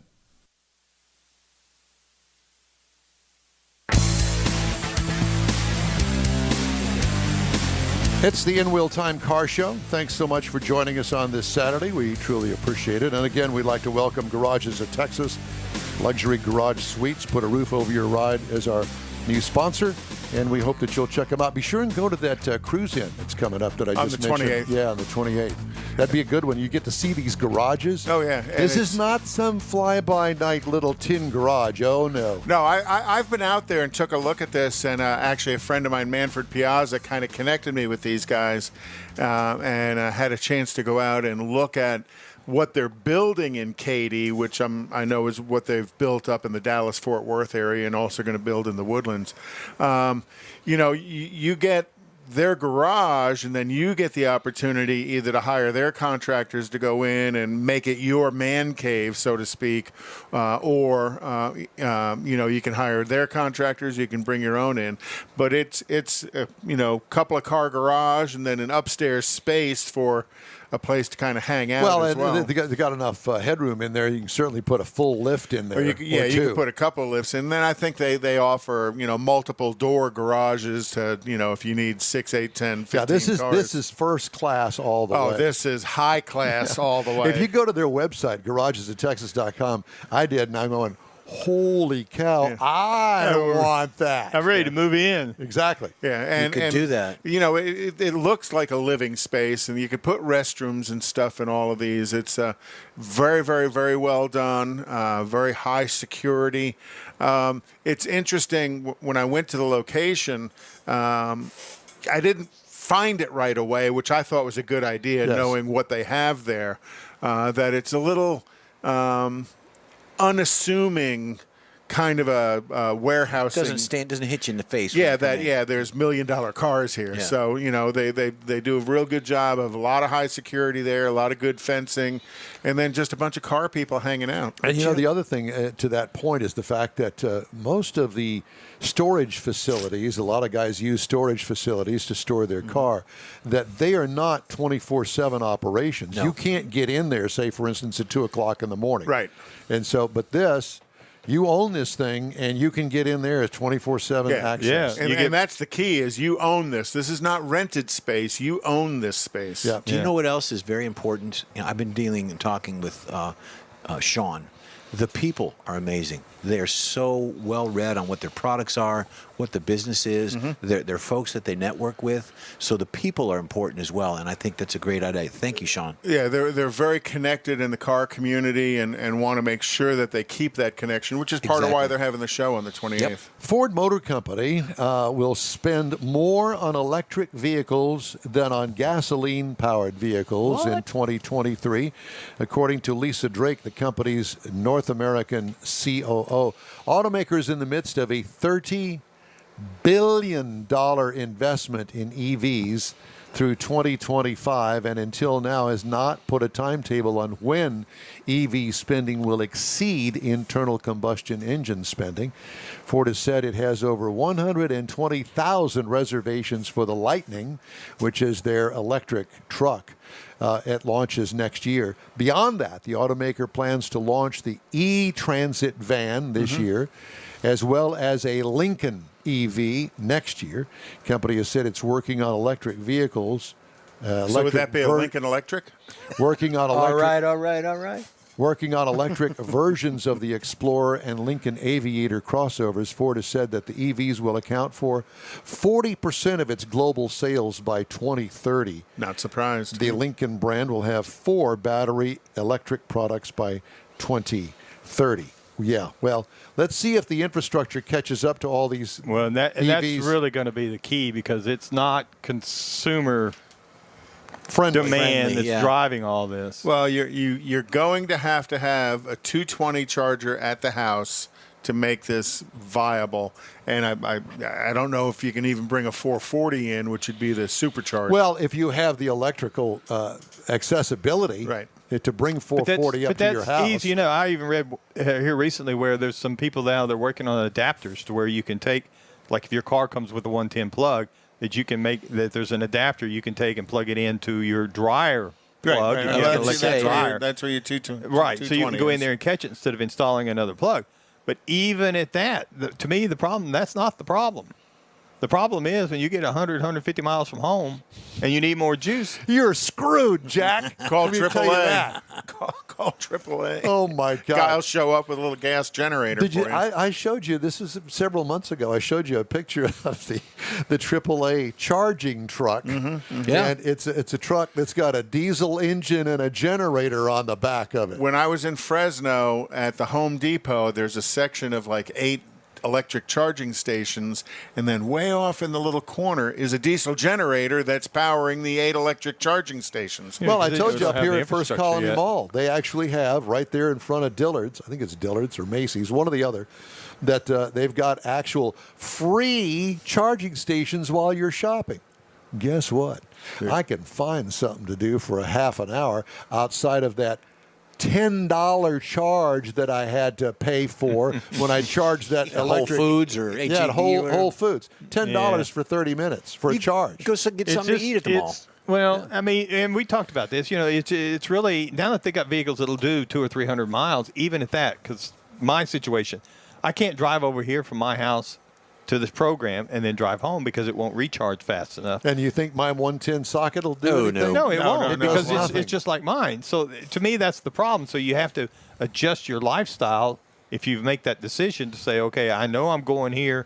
I've got to route myself according to charging and stuff. And, you know, I like to just get in my truck and I Call go Buzz. 500 miles and I buy more gas and I go another 500 miles. Yeah, it'd take you 5 minutes at the gas station to pump in, 20 gallons worth of Yeah. gas. Well, So it it's is a different It's a lifestyle. lifestyle, and that lifestyle change, a lot of people are willing to accept. Ask Buzz. I'm sure Buzz is listening. Buzz just is listening. burning up Yeah. right now. Our next guest may have some input on that too. Punching his TV. Yeah, well.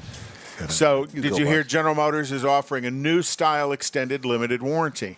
So, what General Motors extended limited warranty entails is the standard warranty of 36 months, 36,000 miles is just normal. They're offering an extension of that up to 60 months or 60,000 miles, and you can select that extended warranty if you're buying one of the For how much? Chevy, Buick, GMC, Cadillac vehicles.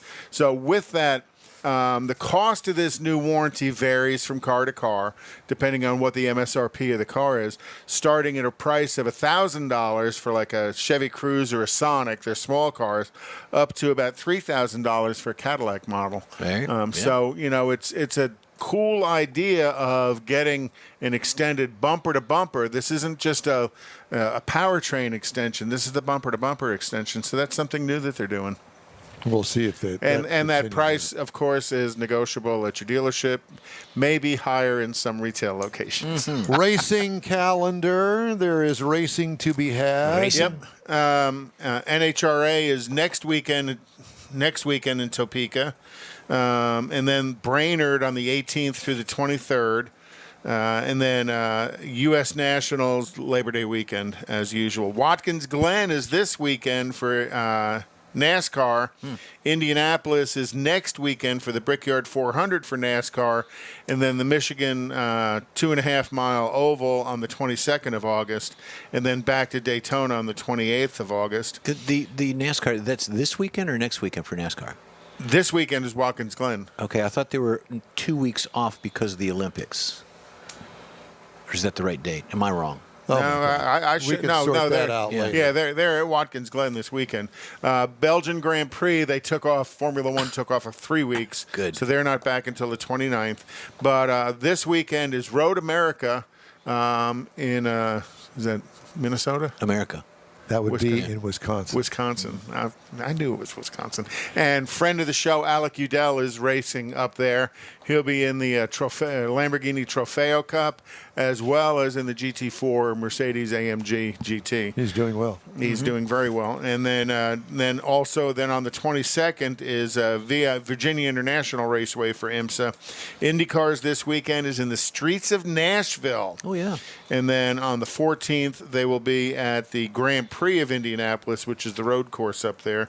And then on the 21st, they'll be at Gateway On September the Motorsports Park. 4th is Houston Motorsports Park, local circle track racing, 3/8 mile. Invite you to go to that. All right, you go. time now for this hour's pre-owned car of the week. Jeffrey Zekin, our man about town, Yep. has a review of the 2019 Mazda MX-5 Miata. I'm just calling it the Miata. No, you gotta call it the right name. Yeah. MX-5. Okay. Nevertheless, this is a trim levels available are Sport, Club, and Grand Touring. The vehicle we're talking about today is a Grand Touring convertible. It's a good-looking vehicle. Check that out. I like that. A little sporty. It's Sport Compact. Seats 12. No, just kidding. Seats 2. In case you were wondering. Exterior features, you've got the front stylish headlamps. They're lighted LED lamps. You can get the fog lights in this as well, but this is pretty much a base convertible. You've got front spoiler accents. On the rear, you've got the rear deck spoiler, dual tip exhaust, and you're riding on either the 195/50 R16s or the 205/55 R16s. It's a good-looking vehicle. It's a little sports car. It's a little go-kart. You ever driven one? I've driven one a long time ago when they first came out. They're a lot different and a lot better than the old ones. Absolutely. A lot of power. It's a little four-cylinder. We'll talk about that. Interior, you're talking about interior appearance packages, and there's several of them to go by. But with the convertible, you're kind of limited. You've got a 7-inch touchscreen. You've got a GTS package. 9 speakers in this little car with a subwoofer. I think that's quite extraordinary. A lot of music, a lot of boom going on. A lot of Mike's music. It's all about the bass. It's all about the bass. USB connections, you got Napa leather options, which this one does have. You've got a rear camera, rear seat storage. The rear seat storage is right. You fold them front. Fold the seats forward, and you've got rear storage in the back. I think there's a picture of that as well. And then you got a small trunk, and it's that is a small trunk. Yeah, you can't put junk in the trunk on this one. It wouldn't work for you, Conrad. Nope. No, yours is full. And there's the storage right there we're talking about. You put the seats forward, and you've got that storage area in the storage back. area. Had your guns back there. Well, you could, put Nah, a it's little got to be overnight closer bag. to grab. September 1st, you're allowed to carry. Yeah. 2-liter inline 4-cylinder, 16-valve, 181 horsepower at 7,000 RPM. That's quite high. Got to wind And it up. that's a huge improvement over the old one, which Yep. was like 140 horsepower. Yep. It's a good look. I mean, they stuffed it in there. It looks good. There's no room for anything.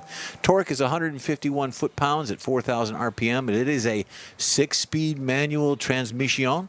Mileage is 26 in the city, 34 highway, a combined of 29. It's 11.9 gallon fuel tank with premium fuel recommended. Here we go. Let's see what kind we got for the logo. All right, we're just going to get right to it. Well, the history of the Mazda logo, what you see actually today is a styled M with its arms raised like wings, symbolizing the brand's flight toward the future.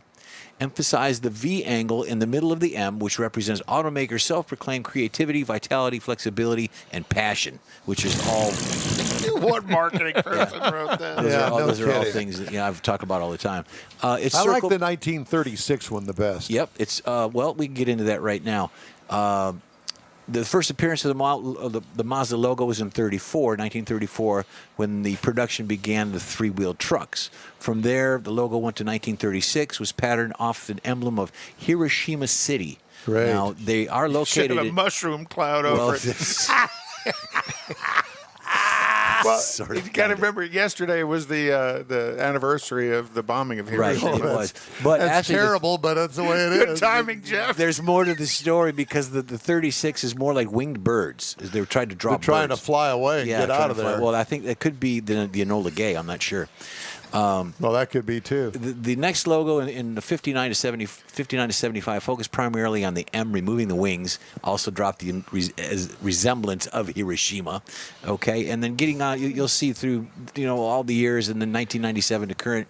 1997, we got the logo to have today, incorporated many of the qualities seen throughout the symbols of history. All right. The end. Thank you very much. Hey, the In Wheel Time Car Show streams on Facebook, YouTube, Twitch, and InWheelTime.com. Podcasts are available from your favorite podcast channel. In Wheel Time Car Show continues right after this quick break. Winning the highest sales satisfaction award among all luxury brands from J.D. Power in 2020 tells you everything you need to know about your Lincoln purchase from Bayway. Bayway Lincoln is where a premium buying experience is a priority, and you're invited to feel it yourself. This Houstonian-owned premier dealership is managed by Lincoln Stahl, a seasoned member of the Bayway family. If it's online, in person, or in your own driveway, Bayway gets you to the luxury level you deserve. Bayway Lincoln is on the Gulf Freeway at Fuquay, just inside Beltway 8. Visit BaywayLincoln.com today. Tailpipes and Tacos, Houston's premier monthly car cruise-in, returns Saturday, August 21st at 2 Loopy Tortilla Mexican restaurants in Katy and inside the Loop on the Southwest Freeway near Kirby. Tailpipes and Tacos is free and everyone is invited. You'll see collector cars, hot rods, customs, magnificent originals, and resto mods at 2 locations. Cars from all over Southeast Texas cruise in and show off in a friends and family event at the Loopy Tortilla Mexican restaurant on the Grand Parkway at Kingsland Boulevard just south of I-10 in Katy, and inside the Loop on the Southwest Freeway near Kirby. Drag racer, car enthusiast, and Loopy founder Stan Holt brings you Houston's hottest cruise-in. Tailpipes and Tacos at Loopy's inside the Loop on the Southwest Freeway in Kirby, and in Katy on the Grand Parkway just south of I-10, where you'll see the In Real Time Car Show. Get your ride ready and we'll see you at the Tailpipes and Tacos Saturday morning cruise-in at Loopy's in Katy and Kirby, August 21st, 8 to 11 a.m., weather permitting. Gulf Coast Auto Shield has moved to a more convenient location. Now you can visit John Gray and his staff of dedicated professionals at their new shop on the South Sam Houston Parkway between Belford and Airport in Southwest Houston. Gulf Coast Auto Shield is the best at paint correction and ceramic coatings. Clear bras and custom wraps are specialties that only Gulf Coast Auto Shield installs with award-winning accuracy, and all their services come with a warranty. Lamborghini, Aston Martin, Porsche, and Ferrari owners depend on Gulf Coast Auto Shield for their specialty services, and you should too. The in-wheel time Corvette and Cutlass have both been massaged by Gulf Coast Auto Shield, so isn't it time your vehicle visit their new shop in Southwest Houston? Call John Gray today at 832-930-5655 or visit online at gcautoshield.com. That's gcautoshield.com. Paint, coatings, wraps, and more at gcautoshield.com. Celebrating 10 years of award-winning car talk, it's the In Wheel Time Car Show, your weekly go-to all things automotive place. Coming up in this segment, Conrad has the Car Clinic.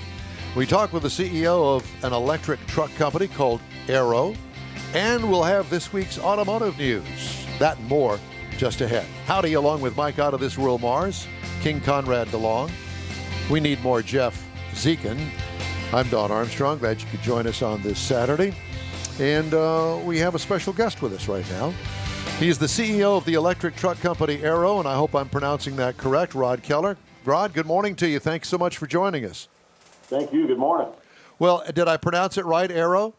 You did. It's spelled a little odd with A-Y-R-O, but it is pronounced Arrow. That's what I kind of figured, and I like it. But we like different here on the In Wheel Time Car Show. Yes, we do. So tell me a little bit about, tell me a lot. How is this? You're the CEO. Did you start the company? No, but I had been in the electric vehicle space before. I'm sure you're probably familiar. You probably remember the brand Segway. Yes. I had been the CEO with Segway before, moved back to my hometown of Austin in 2015. And in 2017, I read about a company that was building electric vehicles focused primarily on last mile delivery.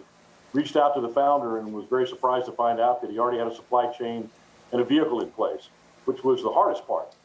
Building sales, marketing, finance, operations, assembly, that was much easier. And that's how I found out about it, and I've been here now almost 4 years. Wow. Well, where are you in getting this truck up and running, or is it already? Yeah, it is. In fact, our business is very, very strong. As I said, we really started the company in 2017. And I think what's unique and a little bit different about us is we like to say that we build purpose-built vehicles. They are automotive grade. They're street legal. But when I say that, I think it's important to understand that the particular truck I'm talking about is designated in all 50 states as a low-speed vehicle. What that means is, yes, you can drive it on public roads, but low-speed vehicles are limited to up to 25 miles per hour, and you can drive them on public streets with speed limits of no greater than 35. The primary applications for these, where we do well, is in low-speed logistics, cargo services. We sell quite a few that are configured for mobile hospitality on universities, corporate campuses. A lot of the NFL stadiums use it. Because remember, being electric, you can drive this actually indoors. Can't do that with gas-powered vehicles. Sell to a number of the VA hospitals, a lot of hotels and resorts. And COVID was actually a silver lining for us because it accelerated the need to reduce your cost of delivery, because many people were using companies like Grubhub, DoorDash, and Uber Eats And now they've got an alternative to deliver and reduce those costs significantly. So tell me a little bit more about the truck. How big is the truck? Is it like a half ton size or smaller? Yeah, let me pull up a picture. I'll show you what it looks like. Perfect. Whoop. No, they've got me disabled where I can't pull it up. Yeah, we'll get that fixed. We'll get Mars No, to. I think Rod's trying to do it on his end. Yeah, We have but to I give him got to make permission. sure we got ours on our end. Oh, I see. Try it again, Rod. We've got a lot of Oh, there we ends. go. Let me. Here we go. Okay. This is what it looks like. These are two. It comes actually in three different. Can you see it, by the way? Yes, we yeah, can. yeah. Right. Okay. Yeah, the truck on the left, about 60% of our sales, this vehicle is configured with a pickup bed. As you can see, the sides and the back obviously drop down, makes it much easier. When take a university, they're loading chairs and their tables and they're moving them from one dorm to another. Much easier than having to lift it over the top of that. The one on the right is a van box, about 40% of our sales in that. We do have a flatbed configuration, but not very many we sell in a flatbed.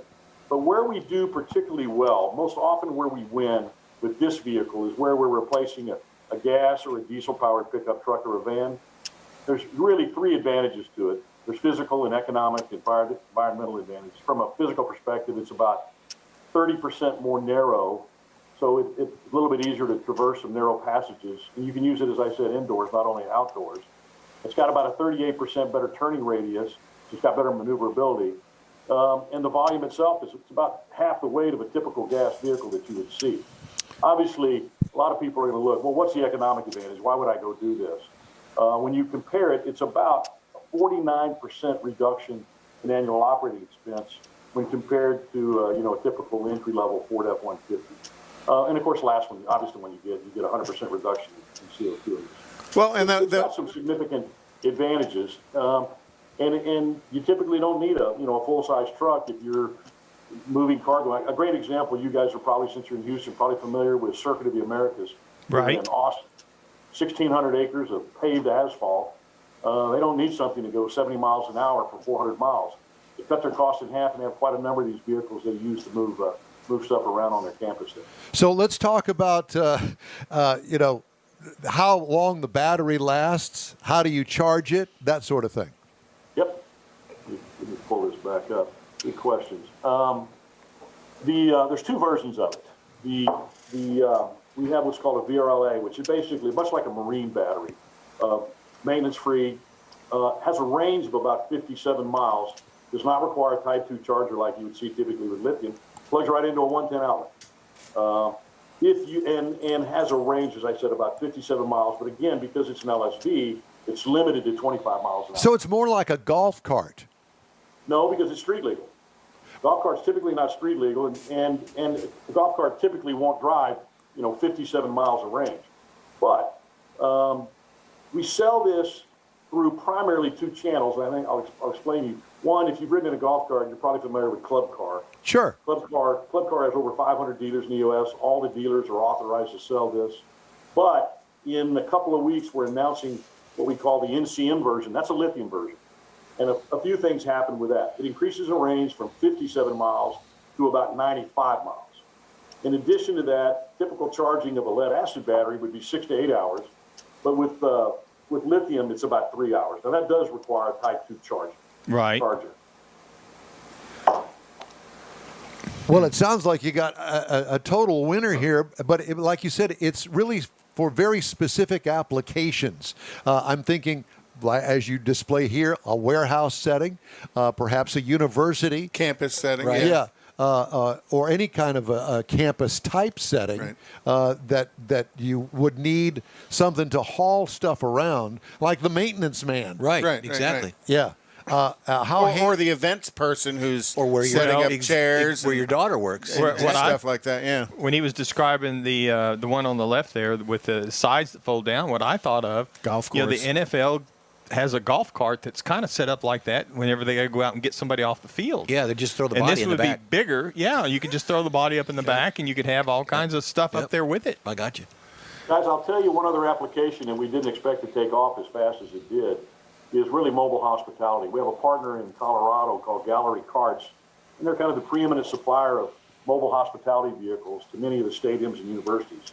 And if you've ever gone to a sporting event and you look at the cup of whatever you bought to drink, it probably says Aramark or it says Sodexo on it.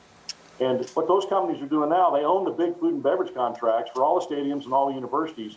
But the universities are saying, hey, you still own food and beverage, but you better find a way to get it to our students without forcing them into the dining halls. So Gallery Carts is now taking this vehicle and using it as a platform to build mobile hospitality, and they configure it in the van box like you see here on the right. And they load it with all the hot and cold infrastructure and then sell it to companies like Einstein Bagels, who now deploy it on university campuses because they know exactly how many students are coming out and what time they're coming out and where they're coming out. Mm-hmm. So it's kind of like the drink girl on the golf course. Yes, the beer cart. Or a mini food truck that on campus. And one of the beautiful things is the size and the weight of this. It's going to be more able to travel on pedestrian sidewalks without doing damage than having to be on the road surface, so they can get into different parts of the campus to serve the community. And that's exactly right. And that's why we've seen a big increase in our sales of this vehicle for that exact reason. Interesting. So, Rod, where are you building these? So up until the month of June, we were building them, many of our parts, they're all DOT certified parts. They come from our supply chain outside of Shanghai. And we had been doing assembly in Round Rock, suburb of Austin. But because the transit time coming from Shanghai goes across the Pacific, goes through the Panama Canal, goes in the Gulf of Mexico, comes into Houston, goes through customs, gets to Austin, takes 33 days. Last August, we signed an agreement with Karma. You probably remember Fisker. Yep. Yes. When Fisker went under in 2014, they were acquired by Wanchong, and Wanchong rebranded it Karma. Right. And now they have their luxury EV factory in Moreno Valley. And they're now not only building their own luxury EVs, but they're doing final assembly. So instead of the 33 days it takes to get to me coming from Shanghai, it now ships from Shanghai straight into Long Beach, trucks at 62 miles over their factory, cut my transit time in half and reduce my freight costs. So the long answer to your question is we're now building these at Karma's factory in Moreno Valley, California. Are you going to move to California? No, we're staying here. But good move. California, if you took all of the installed EVs in the U.S., California has more than the other 49 states combined. So it's nice that we're already there because we can reduce the freight cost of delivering these to customers that are looking for their commercial applications. Yeah, it's a big part of the market right there where you're at now. Well, it's the bringing it in. So this is primarily to feed the commercial market, so to speak. Any plans on doing, and I say this because my son lives in San Francisco, any plans on doing a passenger version of this that could be driven in urban areas where you're probably not going to exceed 25 miles an hour, in some of these downtown communities? We are myopically focused on commercial and last mile delivery. Okay. At some point, we may consider that, but as we all know, what happens in early stage companies, there's going to be a lot of consolidation. There's going to be some people that get squeezed out, and we are very, very focused and like to say we are driven to deliver. That is exclusively what we're focused on right now. We are developing another vehicle, a three-wheeled electric vehicle, primarily focused on delivery for restaurants, farm, and grocery, that we'll announce later this year and then go into production next year. In fact, you probably know one of the companies we're working with on the development. You're probably familiar with Roush Industries. Oh, yeah. Yeah. Yeah, we're working with Roush on the development of this next generation. So do you have in your plans for the future any type of an autonomous driving feature to this? That's a good question. We may. We are not right now. If we do, it's more like to be a vehicle. We like to call it a train without a track, where it's making scheduled deliveries. Right. Just like you might see on a college campus. But right now, our near-term focus is to take advantage of both the commercial opportunities I described here, as well as the challenge that restaurateurs are faced with when delivery went through the roof relative to what it was before COVID.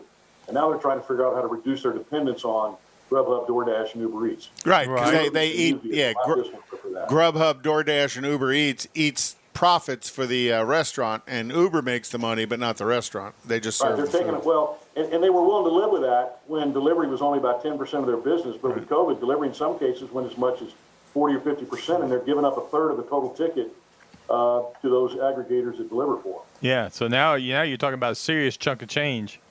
Yep. Well, great Not to mention idea. They lose control of the experience. They lose the opportunity to have a rolling billboard for them. Right. So we're in deep discussions with a number of the big quick service restaurant chains. Rod, what's MSRP on one of those? It ranges depending on whether from a flatbed, it'll be about 18, 19K, up to about 25 for a fully configured van box. It's actually not bad considering the alternatives to it and the fact that it can get into places on, and I say campus, not necessarily being universities, but campus as far as any large business, but it's able to get into places on campuses that a full-size vehicle is not. Well, because it's green, too. Yeah. Well, not only that, I'm thinking. No, they're white. Down here at the refineries, we've got so many refineries down there in the area that there's certain places that you can't go in a full-size vehicle just Right. because of the pipe racks and things. And then you've got, like you said, it's electric and it's not gasoline. They don't want the fumes and stuff in there. And I can see where, that could be another place that these vehicles could show up. I was thinking airport, but that wouldn't be cost effective because the airport's always constantly moving. And with charging factors and things, I don't think the airport would be good. I'll tell you one other thing. Earlier this year, we announced an electric vaccination vehicle because obviously there's some people that just can't get to some of the vaccination That's a sites. true So EV. Instead of forcing them to find them, you EVAX. can take this vehicle to them. Right. We hesitated a little bit just because, one, yes, we understand the need, but the sales cycle through the government, as you might expect, is pretty long. Nonetheless, the CDC, FEMA are looking at it right now. And the nice thing about this vehicle, it's narrow enough. You could drive it indoors. You could drive it inside a gymnasium to complement vaccinations that are being given to the public. Right. So, we're optimistic that it makes some Yeah, opportunity. like you say, just right there where you're at in that picture. You go in the warehouse, you load it up, and you go out. You don't ever have to do it outside in the weather, whatever that is. Very cool. Have you hit up Circuit of the Americas? Offer a fleet for them up there? Well, Circuit of Americas already has it. In fact, we're the official electric vehicle of Circuit of the Americas. Okay. Oh, nice. Nice. Yeah. Well, good. That also is a nice billboard for you too, right there. Oh, yeah. Mm-hmm. Yes, it is. Yes, it is. Well, Rod, it's a pleasure talking to you. And, if you ever make it to Houston, be sure and stop by and say hello to us. Wonderful. And same goes for you. You're welcome to come visit our headquarters here in Round Rock. Well, we appreciate that and wish you the best of luck, my friend, and let us know if we can be of assistance. Thank you very much. Appreciate it. Thank you. Rod Keller, CEO Cool. of the electric truck company Aero. Mm-hmm. Interesting. Very, very cool. And I didn't realize that something like that was based in Round Rock. I had no clue. That it was based that close. But it kind of makes sense considering so much of the tech industry is Austin, Round Rock, that whole general area. Keep up there. Austin weird. Well, Or electric. Kind of goes hand in hand. Yeah, exactly. hello, Buzz. Yeah, right. All right. You're on the In Wheel Time Car Show, and we thank you for riding with us today. Time now for Conrad's Car Clinic. We're a little bit early, but Well, that's okay. I thought that, He's gonna run over. You always have more to offer than we have time for. Well, guess what? Now we got the time. And I did a short one. No, I didn't. You never do short. He doesn't Well, you know know- the meaning of the word. We've been talking about transmissions. We talked about first CVTs, then dual clutch transmissions. Last week was slush box or the standard automatic transmissions, and today we're going to talk about the Koenigsegg Lightspeed transmission. More trannies. So the Koenigsegg Jesco is a $2.85 million vehicle before options, about $4 million fully loaded. What is this, a race car? Koenigsegg builds a extremely high level, what's called a hypercar. Yeah. So it's got a 16. Erotic. It's got Exotic. yes. Both. It's got a 1,600 horsepower twin turbo V8 in it. But, why do they call it light speed? It will shift gears in 2 milliseconds. Now, the blink of an eye is 15 milliseconds. So if you think about 2 milliseconds, it's that much faster. Now, I'll wait because I know everybody's blinking their eye to see how fast that is. But how the hell does it do that? Is it a mechanical? It's a mechanical transmission. And it's called Ultimate Power on Demand. Depending on the vehicle speed and dynamics, it can shift gears up or down. Now, this is actually a 9-speed transmission, and in reality, it is 2 3-speed transmissions that are run parallel. That's only 6 speeds. No, it's not. And what happens if you're cockeyed? It's 9 because on the way that this works, on gear 1, you have gear 1-4, gear 1-5, gear 1-6. And then on gear 2, it's gear 2-4, gear 2-5, gear 2-6, and then gear 3-4, gear 3-5, and gear 3-6. So they actually get 9 speeds out of it. Only you could come up with some crap like that nobody can understand. Well, it's 3 times 3, not 3 plus 3. Well, you need to get your in-wheel time decoder ring to figure that out. So it's a 9-speed transmission. It has 7 clutches. So each of those 6 gears has an electro-hydraulic clutch. Sir, attached I'd like to it. get my 9-speed automatic transmission serviced. How much is that going to cost? $1 million? Well, very well might. But it's basically 2 3-speed transmissions that are connected through these 7 clutches, and then there's an 8th clutch for reverse gear. Sure there is. All of the gears are always meshing, so you don't have a synchronizer that has to slide in with a blocking ring or anything. None of that's there. When the computer, because the transmission technically is quite simple, the computer is quite complex because the computer is going to apply 2 clutches, the clutch on gear 1 and the clutch on gear 4, and that's going to give you a drive forward. And then as the ratios change and you're clutching on gear 1 and clutching on gear 4, 5, or 6, that's the first 3 speeds in it. And then it can go from a very high ratio gear, which would be like first gear, all the way up to 9th, depending on what the driving situation is, dynamics are, or it can go from a very cruising gear speed, like gear 8, and all the way down to gear 2 if you whack the throttle and want to accelerate real hard with 1,600 horsepower. That'd be real easy to do. If you think about the difference in that... You can't put 1,600 horsepower to the ground. Well, you can with electronic throttle management or in and traction like I said, yes. Quarter mile. Mm-hmm. But the beauty of this is it doesn't have to shift sequentially. When you look at an automatic transmission, let's say it's a 5-speed, 6-speed automatic, it's going to shift 1, 2, 3, 4, 5, 6, 6, 5, 4, 3, 2, 1. Yep. And that's the nature of how it works. And it sucks. And a CVT transmission, well, yeah, because that's where you get into that shift busyness that you don't like of some of these. It drives you insane. Where, it down hicks, and then all of a sudden you're over revving.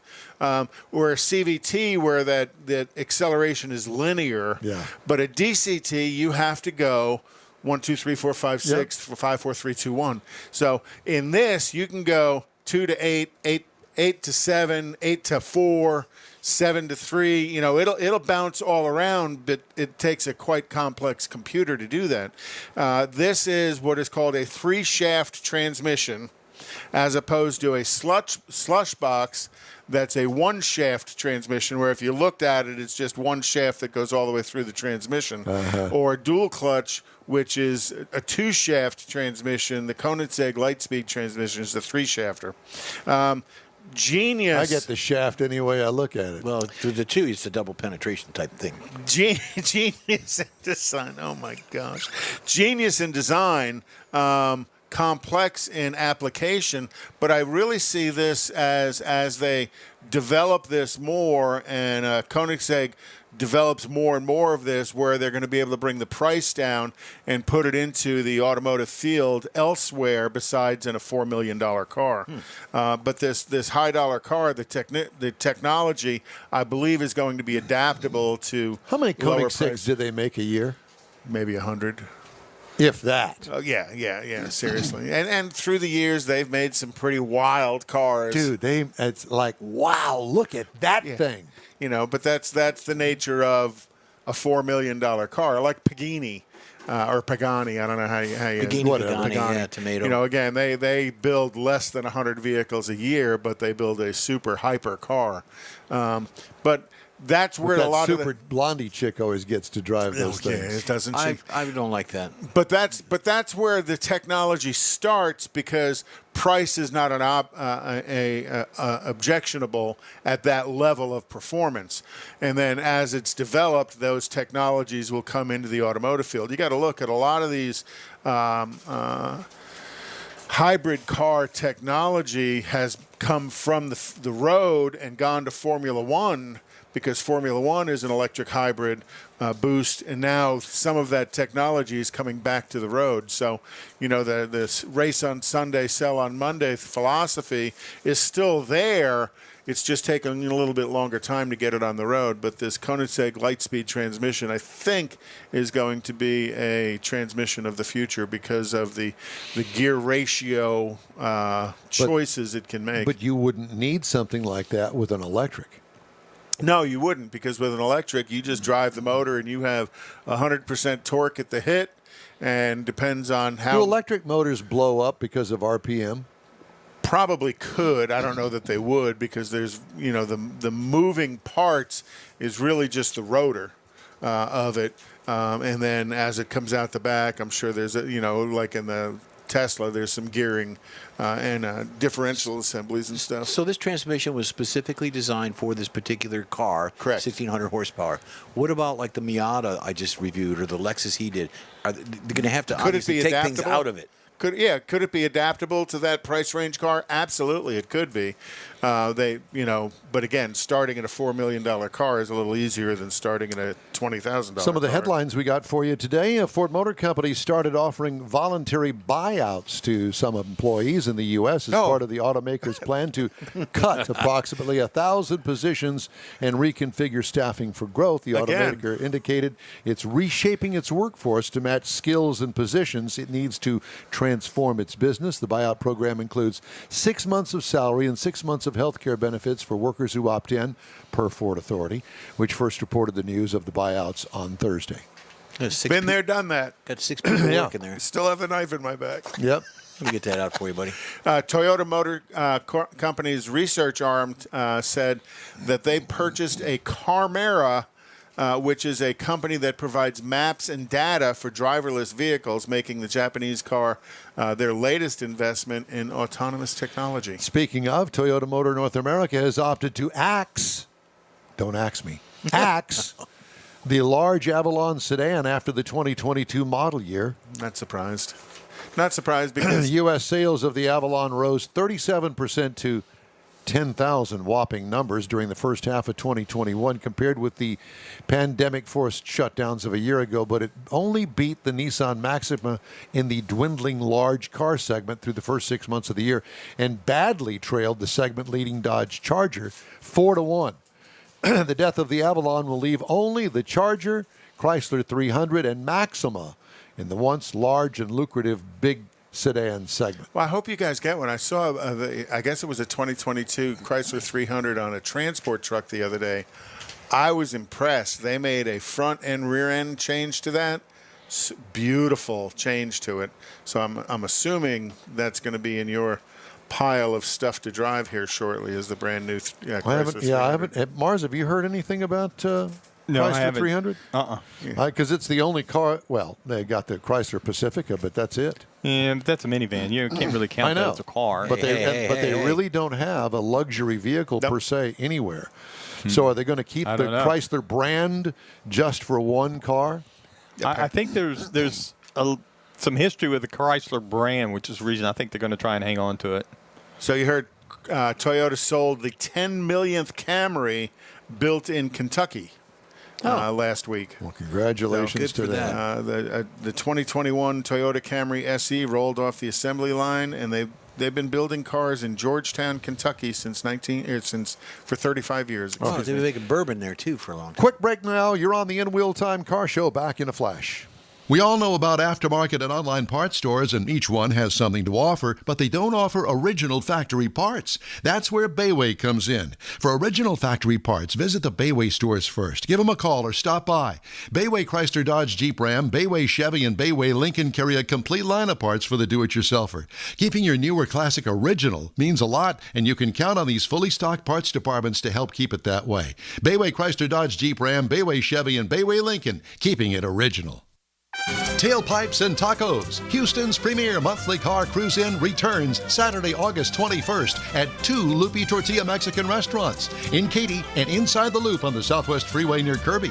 Tailpipes and Tacos is free and everyone is invited.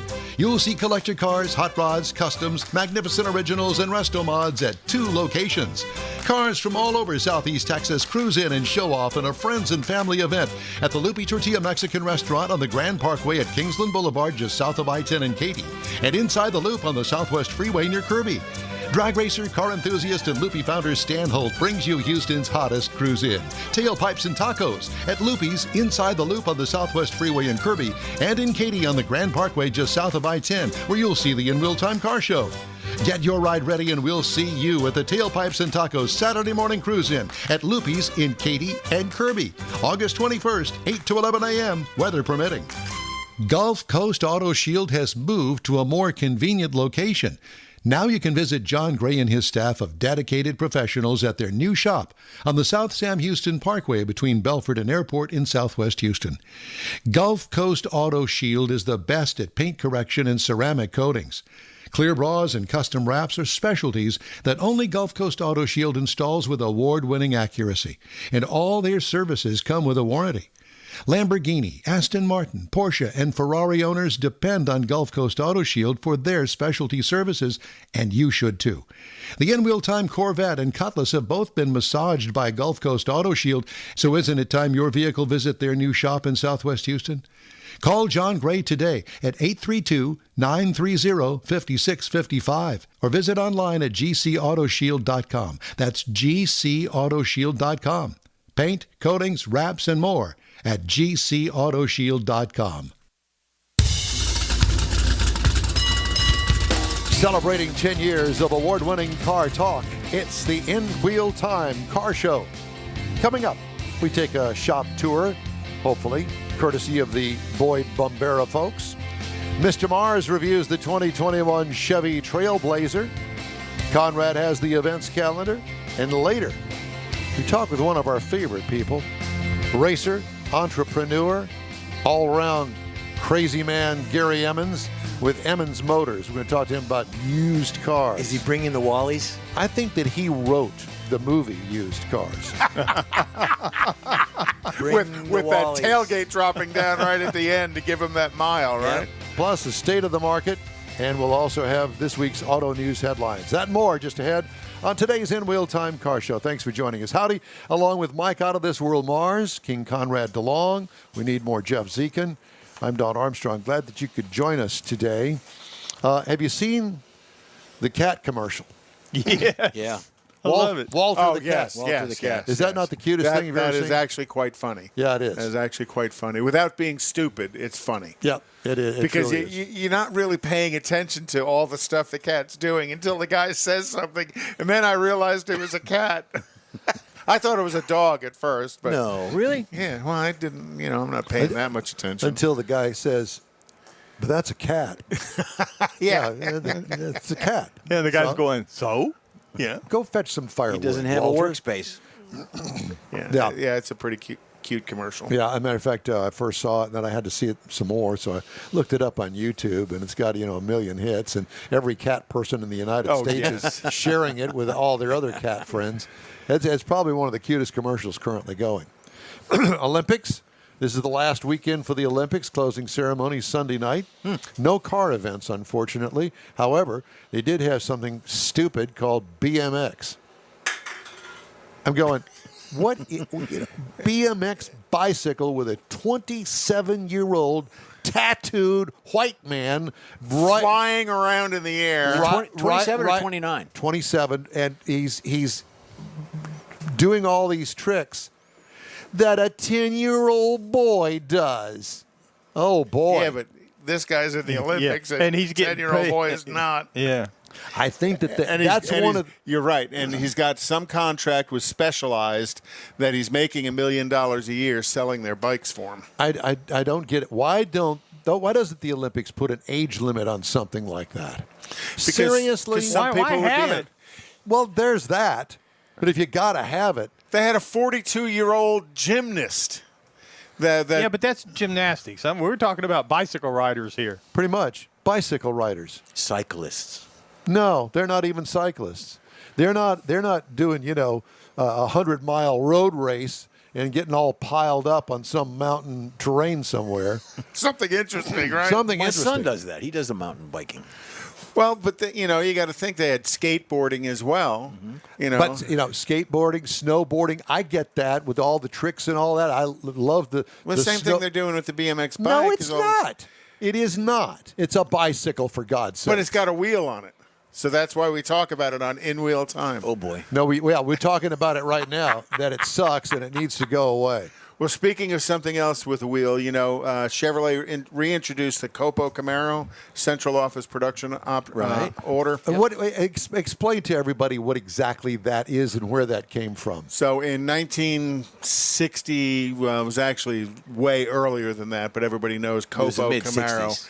Camaro as a dealer, you could get a hold of Chevrolet central office and get a production order of something that's not natural. So Like Don Armstrong. well, back then, that's something that was not natural was ordering a 427 in a Camaro. So everybody knows the Copo Camaro. Well, there was a multitude of Copo Camaros, but there's two Copo Camaros that most people know about. Generally, the ZL1 is the one everybody thinks of. They built 69 aluminum block 427 Camaros in 1969. There was also an iron block Copo Camaro back then, and they built substantially more than those, which is generally what Baldwin and Harrell and stuff were selling. So Baldwin Motion. Yeah. Uh-huh. So the Copo, C-O-P-O, is where a dealer contacts Chevrolet Central Office and gets a production order done that's not a natural production, something unique. It's like ordering off a menu at a Special restaurant. order. Right. And I remember when I was at Bowling Green at the time, we introduced the C5 Corvette. Remember they had the yellow Yes. the Daytona yellow, whatever that bright yellow Corvette was. They only built so many. Yeah, but they also, some people ordered this Copo Corvette in 2001, whenever that came out, and it was yellow with a red leather interior. It was the stupidest looking thing, but that person knew I have one of 3 or one of 5 or whatever it was, and that was some of the purpose of it. So Copo, most people relate it to the Camaro, but even all the way back into the mid to early 60s, there were color combinations that were central office production options. Well, see, I always thought of it as engine deals. I did too, but yeah. not- Yeah. It expanded way beyond that, but yeah, the engine deal. So Chevrolet brought the Copo Camaro back in 2012, and kind of inspired by the models of the 60s. Well, in 2022, they are going to bring back the big block Copo Camaro, because you got to remember all these Copo Camaros from 2012 until now have all been LS-based motors. Now they're going to bring one that's got the 572-inch big block Chevy, Lord. the old Mark IV, How are they going to squeeze that in there? carefully. Now, Very is this in competition of, say, the Hellcats? Oh, yeah. Well, all three of them do what's called factory stock cars. Right. Chevrolet does it in the Camaro with the Copo Camaro. Ford does it with the Cobra Jet Mustang. Right. And then Chrysler does it with, I think they call it Drag Pack. And that's what Leah Pruitt races in the showroom the stock. rear seat delete. But the difference is that with Chevrolet, they're not selling any Camaros, and they're trying to stretch the production run as long as they can. Right. And this is one way that they could sell a few more by stuffing driving in a big block. Oh yeah, but these are none of those factory showroom stock cars are street legal. But there's enough of a buyer base for them, and they pay a pretty premium price for them. There's enough of a buyer base. Yeah, for there's them the six-figure cars to go racing. So yeah, Chevrolet's going to bring back the big block Camaro with a 9.4 liter engine in it. Good Lord! With one of those super duper transmissions that's got the 2 shafts, the light speed, 3 shafts, 3 shafts, the light speed. Yeah, I'm getting the shaft right now. Okay. By the way, speaking of performance, I've known a fella out there, out west. We're going to find out where he is. The last name is Bombera. Yep. Sealy. And I first learned of Kenny Bombera years and years ago, and he was big in the circle track racing up at Houston Motorsports Park. His daughter's into it, all of that. So they've got this racing background, and one thing led to another, and they do all these upgrades on regular guys' cars like mine that wants a supercharger on it. They do that kind of work. And so right now we are going to go out west and talk to Boyd Bombera. Boyd, good morning. Good morning. How are you guys? Well, it's good to see you. How did I get any of that right? Yes, sir. Yeah, no, you were exactly right on everything. Well, good. That's a first. And so where are you in the Bombera family? I'm the youngest, and I'm the only boy. So I have 2 older sisters, and then my parents. Yeah, and I assume that your dad is Kenny. Yes, sir. And how's Mama doing? She's great. She's great. She's I give her stress every single day like I'm supposed to, but she's doing well. Well, Yeah. you are the boy. Yeah. And so how are things? Is anybody in the Bombera family racing currently? Currently, right now, only my father and I are. The sisters are dealing with their own lives and stuff like that. They want to race really, really badly, but at the moment it's just my father and I. So where are you guys racing, and what are you racing? My father is usually doing a couple circle track races a year. He really likes going to Arizona and doing some big races. The local stuff he's thinking about getting back into, and that'll be more frequent, but as of right now he's just doing the televised races and stuff like that, the more serious stuff. And what about you? I am doing a lot of drag racing at the moment. I've got a new shop car. It's a 2020 Mustang, and it's just naturally aspirated. We're going for the naturally aspirated world record for the car, and so we're really, really close to that. But at the moment, we are grudge racing the car, and so that's actually what I was doing last night, and I might be doing today. So we'll see how that goes. Weren't you just in Dallas at a race with that car? Yes. Yeah. I actually picked up the old man and went out there and we had a great time. I ended up taking home some money, so that was great. Well, that's always good. That's what grudge racing's all about, right? So Yeah. Bombera Performance has moved a couple of times. Where the heck are you now? So he was on Highway 6 for, I believe, 30 years. Yeah. That Oh, location. yeah. South well. I-10. Everybody knows that one. And then he went to Katy, and we were there for about 9.5 or 10 years. And then we've been in Sealy, Texas now for about a year and a half, I believe. Sealy, Texas. Are you out there by the drag strip? Yes, yeah. We're only about 10 minutes away from the Hennessy drag strip. So we're pretty close. And you're right there on Interstate 10, nice big red building. Yes, sir. Yeah, on the south side. So you'll have to, if you're coming from Houston, you have to do a U-turn to get back to us. But you'll see us off I-10 for sure. So, and what are you guys specializing in out there now? So my father specializes in the classic car restoration stuff. That's what he's most known for. That's what the business is most known for. And then where I came in is I do all the new car high performance stuff. So like you were saying with, if somebody buys a new Mustang or Camaro or Corvette and wants to put a supercharger on it or modify it a little bit, that's what I do. So I'm trying to make that side of the business a little bit bigger and help my father out a little bit more, make him not work as hard. Yeah. But he does all the restoration stuff, so we're pretty much booked up on that stuff at the moment. So if I brought the 01 Corvette out there that has 25,000 miles on it, you could put a supercharger on it for me. Yes, sir. Yep. I can do a whole lot of things. I can put it. And he's smiling about it too. I can make it have 20 more horsepower, or I can turn it into a pro mod, whatever you like. Yeah, Sure, no, we all the don't want above. we need more than 20, but we Right. don't want to go the pro mod route. That's just a little Right. out of my bailiwick. So do you find Right. for that what I'll call the streetable supercharged cars, do you find it easier to do the Magnuson inside the engine V, or do you prefer doing the Pro Charger outside the engine V?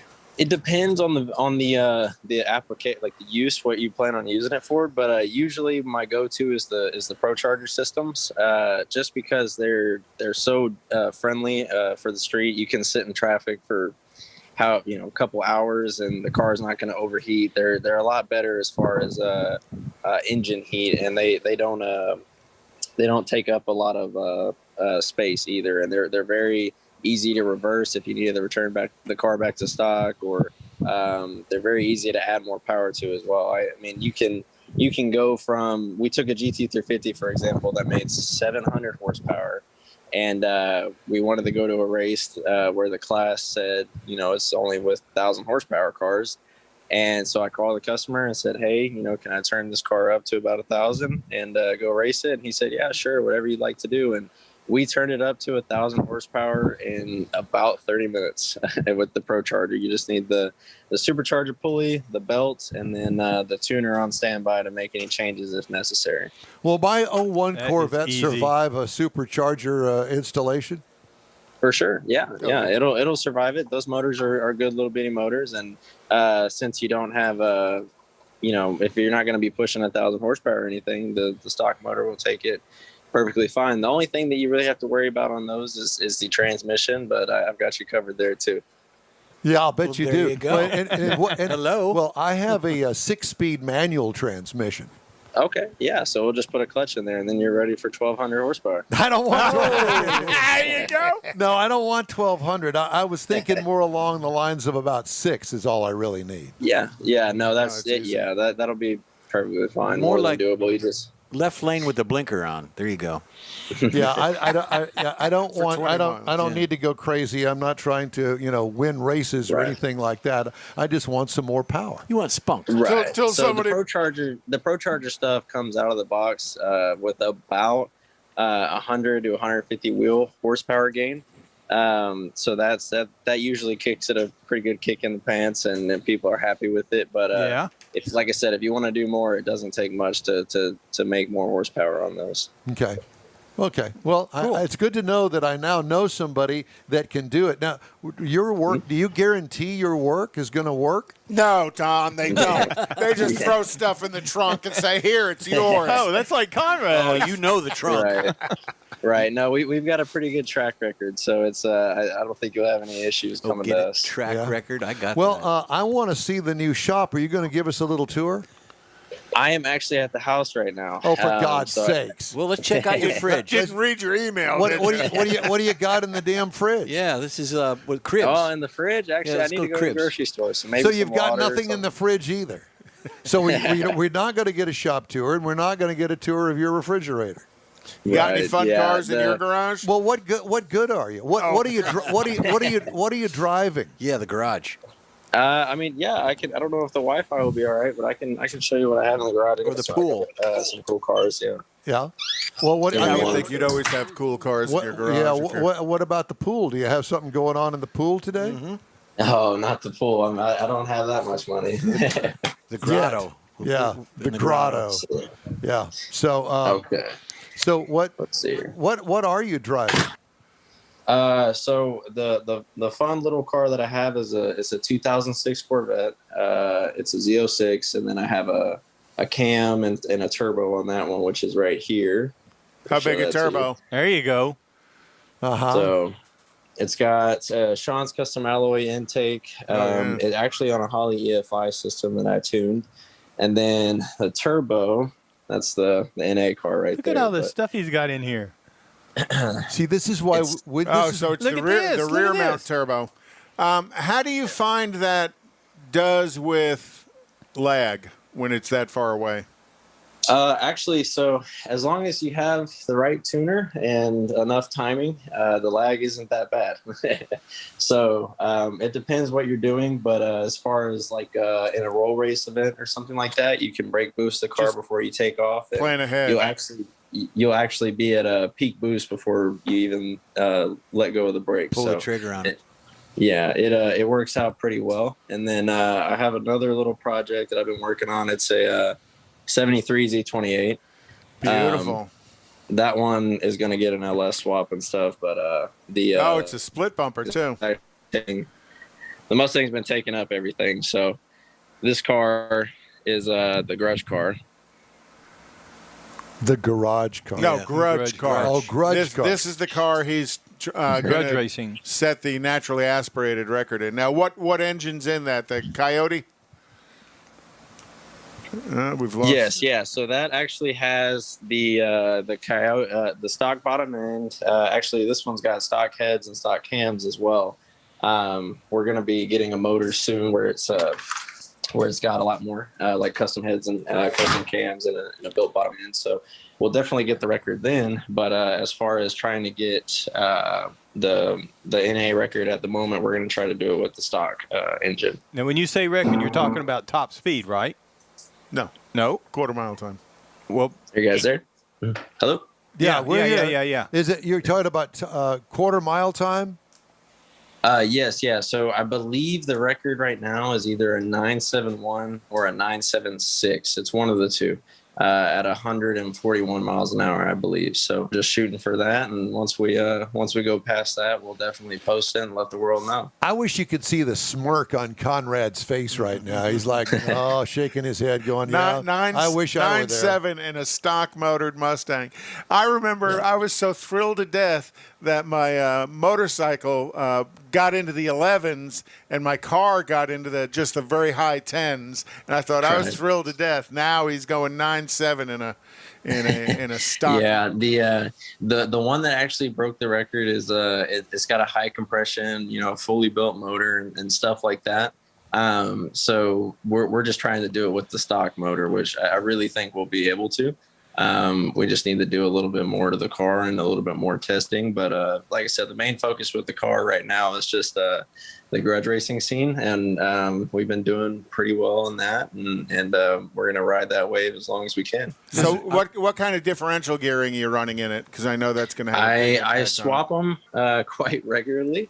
But the most common one that ends up in the car is either a 315 or a 355 rig gear. Those stock transmissions are 10 speeds, so you can't go to like a 410 or a 373. You can, but it'll be the car will end up being slower. So I'm thinking there's a dry lake bed racing in your future. Right? Yeah, I've that's been a bucket list item, and I've always been trying to talk the pops into it, but we just haven't really gone with getting a car for that yet. Hey, when is Bombera's Performance open?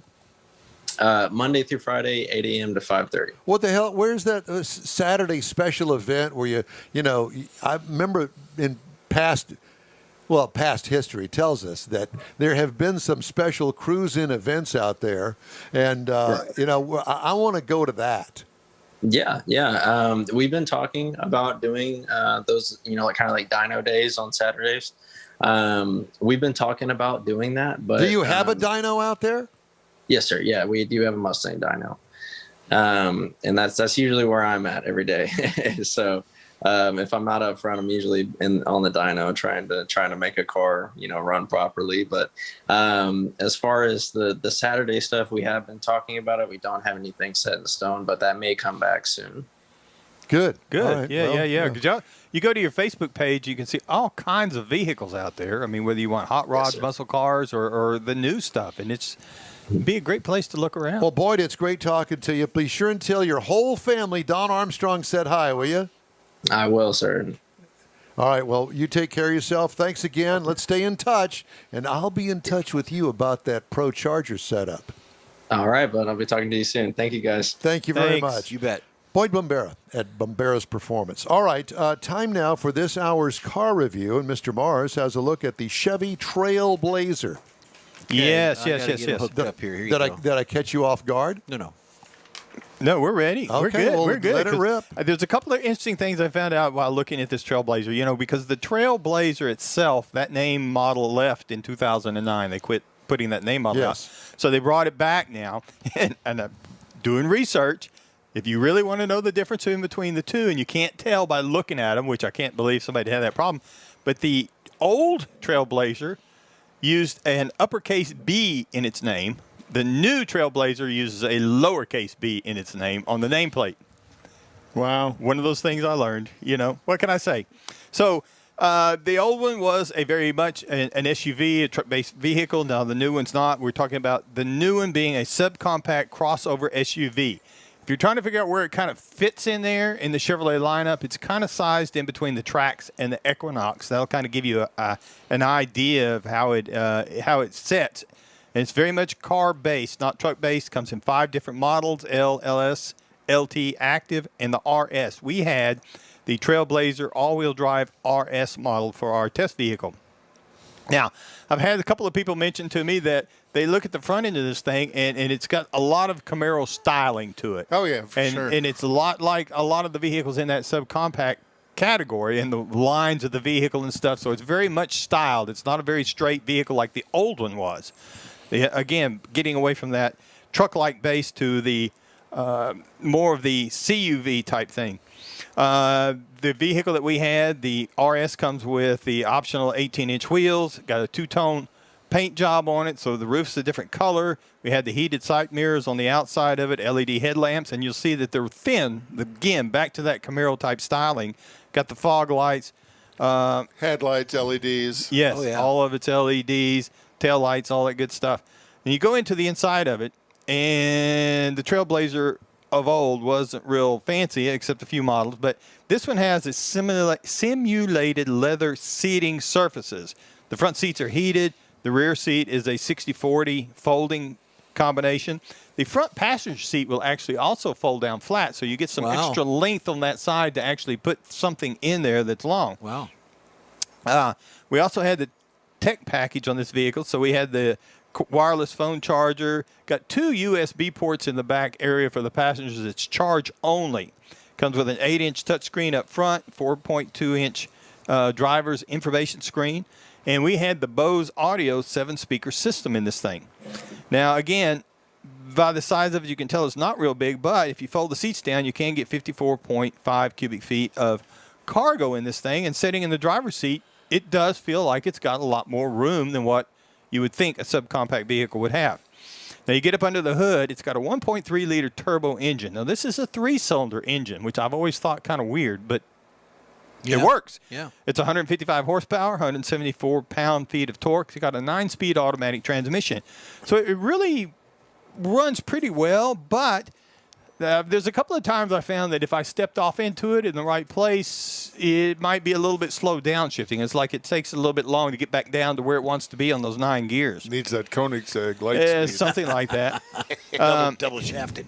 And the EPA says you should be looking for 26 miles to the gallon in the city, 30 out on the highway, combined for a 28.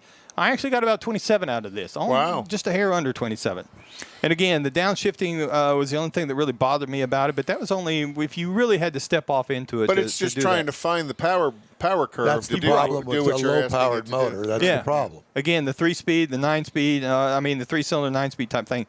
It does have 3 different drive modes, the normal, all-wheel drive, and sport. I could not see a lot of differences in between those when I shifted them. There was a few things when you went to sport you noticed, but it wasn't anything massive to write home about.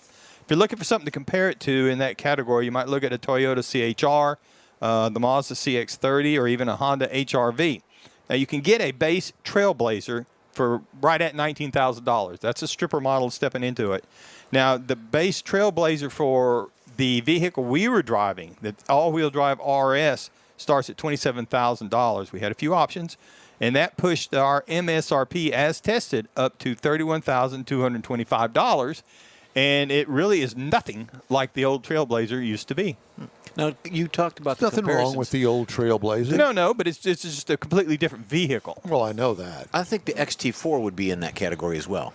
It's a small XT4, it size-wise probably, Yes. but I would think that the XT4 is a little bit nicer, got a little bit nicer interior and some components Well, I on like the Blazer. I do like it. Oh, that. I did too, for what I would use it for. Absolutely. I just, but that is a very crowded segment. That is an extremely whenever you crowded get into that. Yeah. I mean, and they all got a lot of lines that look alike. There's a lot of things that are similar to them. I like it.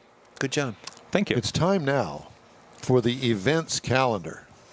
And I think that's your bailiwick. That is my bailiwick. Oh, boy, here Well, we again, go. we talked about it when we had David Vogel on, the 50th anniversary celebration for Houston Community College at the Northeast College campus, and that's on August 24th. The address is 8001 Fulton Street in Houston. The setup for the cars will start at 9:30 to 10:30, and the show starts at 11 and goes to 1:30. Is that a Saturday? That's it. Yeah. Yes, that's a Saturday. They'll have the first and second floor of the parking garage available for the show, so it'll be out of the weather. August 29th, and again, we talked to Troy about this, and that's Houston Cars and Cocktails at Little Woodrow's out on 249. Do you drink hard liquor? Yeah. What do you like? Depends. you like Depends on what. bourbon? It depends on what I'm doing. Yeah? I like a bourbon. Like whether you're taking your clothes off or what do you mean? It depends on how much I drank as to whether. If I'm drinking tequila, the clothes come off. exactly. No. I Send your used to comments be, too. I used to be quite a tequila drinker. I'll do bourbon if I'm just drinking to Get be drunk. in a crowd. No, if I'm just drinking to be in a crowd, I'm a vodka tonic guy. Oh. So a little bit of everything. Just drinking to get Actually rid of had the day. margaritas last night at the Oh, house. go. Yeah? We had some too. Yeah. Frozen Yes, or on the rocks? frozen peach margaritas. Oh, that's Ooh, that sounds strawberry. good. Yeah. $2 at Taco Cabana. Are you serious? Hey, I like They Taco come, Cabana. They come with the little bottle of tequila and stuff. they Yeah, come it's a with great price. They used to make them with wine because you can make tequila with wine or margaritas with wine. Oh, I used. That's for people wine-based. that don't have their liquor license. They use Yeah. wine. And then we've instead had Lady Chaos Car Club on the show. It's been some time. Yeah. They are having a car show on Sunday the 29th from 10 to 1 a.m. They're going to have a raffle, food, DJ, prizes. It's their 1-year anniversary, and that's going to be at Fortress Beer Works. And then on the 18th of September is the Houston Fortress Beer Works? Beer Works. I never heard of that. It's a new one. There's all these microbreweries are popping up all over the place. Okay. And then Houston Cruisers charity show for the Lone Survivor Foundation is going to be at Rudy's Barbecue on 249 in Tomball. And then Saturday, September 25th, it's Woody's third annual waterfront car show at Topwater Grill in Santa Fe, Texas. Yippee! San Leon. San Leon. You're only 40 miles away. You're only off 40 miles. It starts at 9 a.m. and goes to 4 p.m. Time now for a quick break here on the In Wheel Time Car Show. We'll be back right after this. Let me tell you about a locally owned and operated group of dealerships called Bayway. Bayway owner Daryl Wisniewski is born and raised right here, and he knows Houstonians better than anyone. Bayway Chrysler Dodge Jeep and Ram, Bayway Lincoln, and Bayway Chevrolet are managed by Lincoln Stahl. And when you get to know these guys, you'll want to become part of the Bayway family too. Feel good that you're part of Houstonian-owned Bayway Chrysler Dodge Jeep Ram.com, BaywayChevrolet.com, and BaywayLincoln.com. Remember the name, Bayway. Tailpipes and Tacos, Houston's premier monthly car cruise-in returns Saturday, August 21st at 2 Loopy Tortilla Mexican restaurants in Katy and inside the Loop on the Southwest Freeway near Kirby. Tailpipes and Tacos is free and everyone is invited. You'll see collector cars, hot rods, customs, magnificent originals, and resto mods at 2 locations. Cars from all over Southeast Texas cruise in and show off in a friends and family event at the Loopy Tortilla Mexican restaurant on the Grand Parkway at Kingsland Boulevard just south of I-10 in Katy, and inside the Loop on the Southwest Freeway near Kirby. Drag racer, car enthusiast, and Loopy founder Stan Holt brings you Houston's hottest cruise in. Tailpipes and Tacos at Loopy's inside the Loop on the Southwest Freeway in Kirby, and in Katy on the Grand Parkway just south of I-10, where you'll see the In Wheel Time Car Show. Get your ride ready and we'll see you at the Tailpipes and Tacos Saturday morning cruise-in at Loopy's in Katy and Kirby. August 21st, 8 to 11 a.m., weather permitting. Gulf Coast Auto Shield has moved to a more convenient location. Now you can visit John Gray and his staff of dedicated professionals at their new shop on the South Sam Houston Parkway between Belford and Airport in Southwest Houston. Gulf Coast Auto Shield is the best at paint correction and ceramic coatings. Clear bras and custom wraps are specialties that only Gulf Coast Auto Shield installs with award-winning accuracy, and all their services come with a warranty. Lamborghini, Aston Martin, Porsche, and Ferrari owners depend on Gulf Coast Auto Shield for their specialty services, and you should too. The in-wheel time Corvette and Cutlass have both been massaged by Gulf Coast Auto Shield, so isn't it time your vehicle visit their new shop in Southwest Houston? Call John Gray today at 832-930-5655 or visit online at gcautoshield.com. That's gcautoshield.com. Paint, coatings, wraps, and more at gcautoshield.com. It's the In-Wheel Time Car Show, your weekly go-to all things automotive place. Howdy, along with Mike Out of This World Mars, King Conrad DeLong. We need more of this. Jeff Zekin. I'm Don Armstrong. Glad that you could join us today. Thank you so much.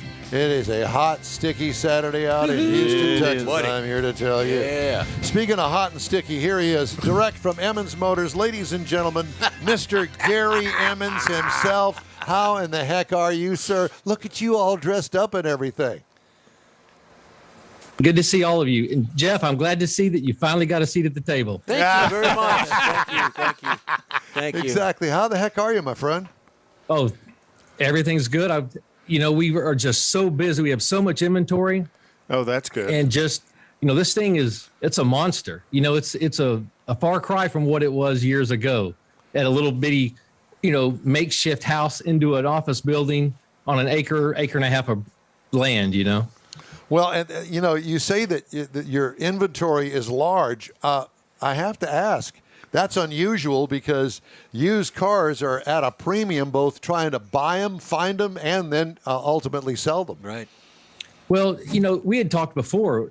Luckily, I have, other members of the family, my 3 other brothers, and they're primarily tasked with buying inventory for the dealership, right? So between the 3 of those, I think currently we're at 857 vehicles in inventory right now here. Wow. You're making all the new car dealers jealous. I'm telling you. Well, I'll tell you what, if the new car stores need inventory for the used cars, they probably should pick up the phone and call us. Yeah, no doubt about it. Well, I will tell you that's huge. That's impressive. I don't know of a new car dealer in the United States of America that has that many Well, with cars. that kind of inventory, it gives them an option to have a nice spread of utilities, CUVs, SUVs, cars, pickup trucks, and vans and stuff. So, and I know every time I drive by, you usually have a pretty fun selection of Jeeps. We do. We are very well known for our Jeeps and our lifted trucks. But Conrad, you bring up a good point. We'll always try to gauge what we're selling more of. Now, obviously, Jeeps and trucks, and especially, are probably number one seller. If you could draw any kind of parallels to, okay, what are we doing day in and day out? Right. But it's interesting when you look at the sales report at the end of the night, how it's such a wide variety of every different thing you could imagine. We've got it and we're selling it. Well, I think that's because of your inventory and your vast amount of inventory. You're probably pulling people in from a further demographic because you do have the inventory. We do. Just this week, we sold three cars in particular that I can remember. All went. One went to Minnesota, one went to Iowa, and one went to California. Oh wow! It's just crazy. So internet sales, I guess. How many people do you have managing your internet sales department right now? Believe it or not, I've got 2 really good guys that really put in the work, and they do a great job. I was going to say because internet sales has become such an integral part of everybody's store right now, and if you've got 2 guys that are able to rodeo that, you got 2 high performing guys doing it.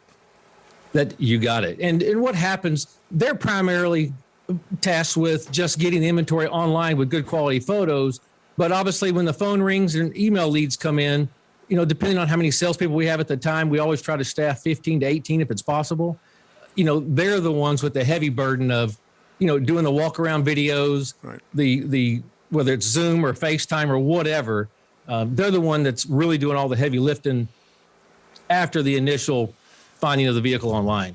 Gary, but I'll tell you. Go ahead. I'm sorry. Guys, what I'll tell you, what we have to be careful of, the auction prices are starting to fall a little bit.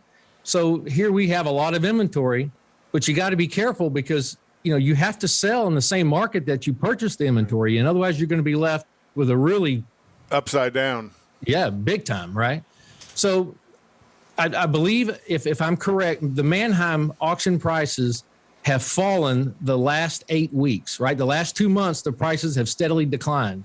Well, in addition to that, the last 2 weeks, they have declined more than they did. I guess they haven't declined that much since they did last fall in the last 2 weeks, if that kind of gives you a gauge on what's happening with the used car market anyway.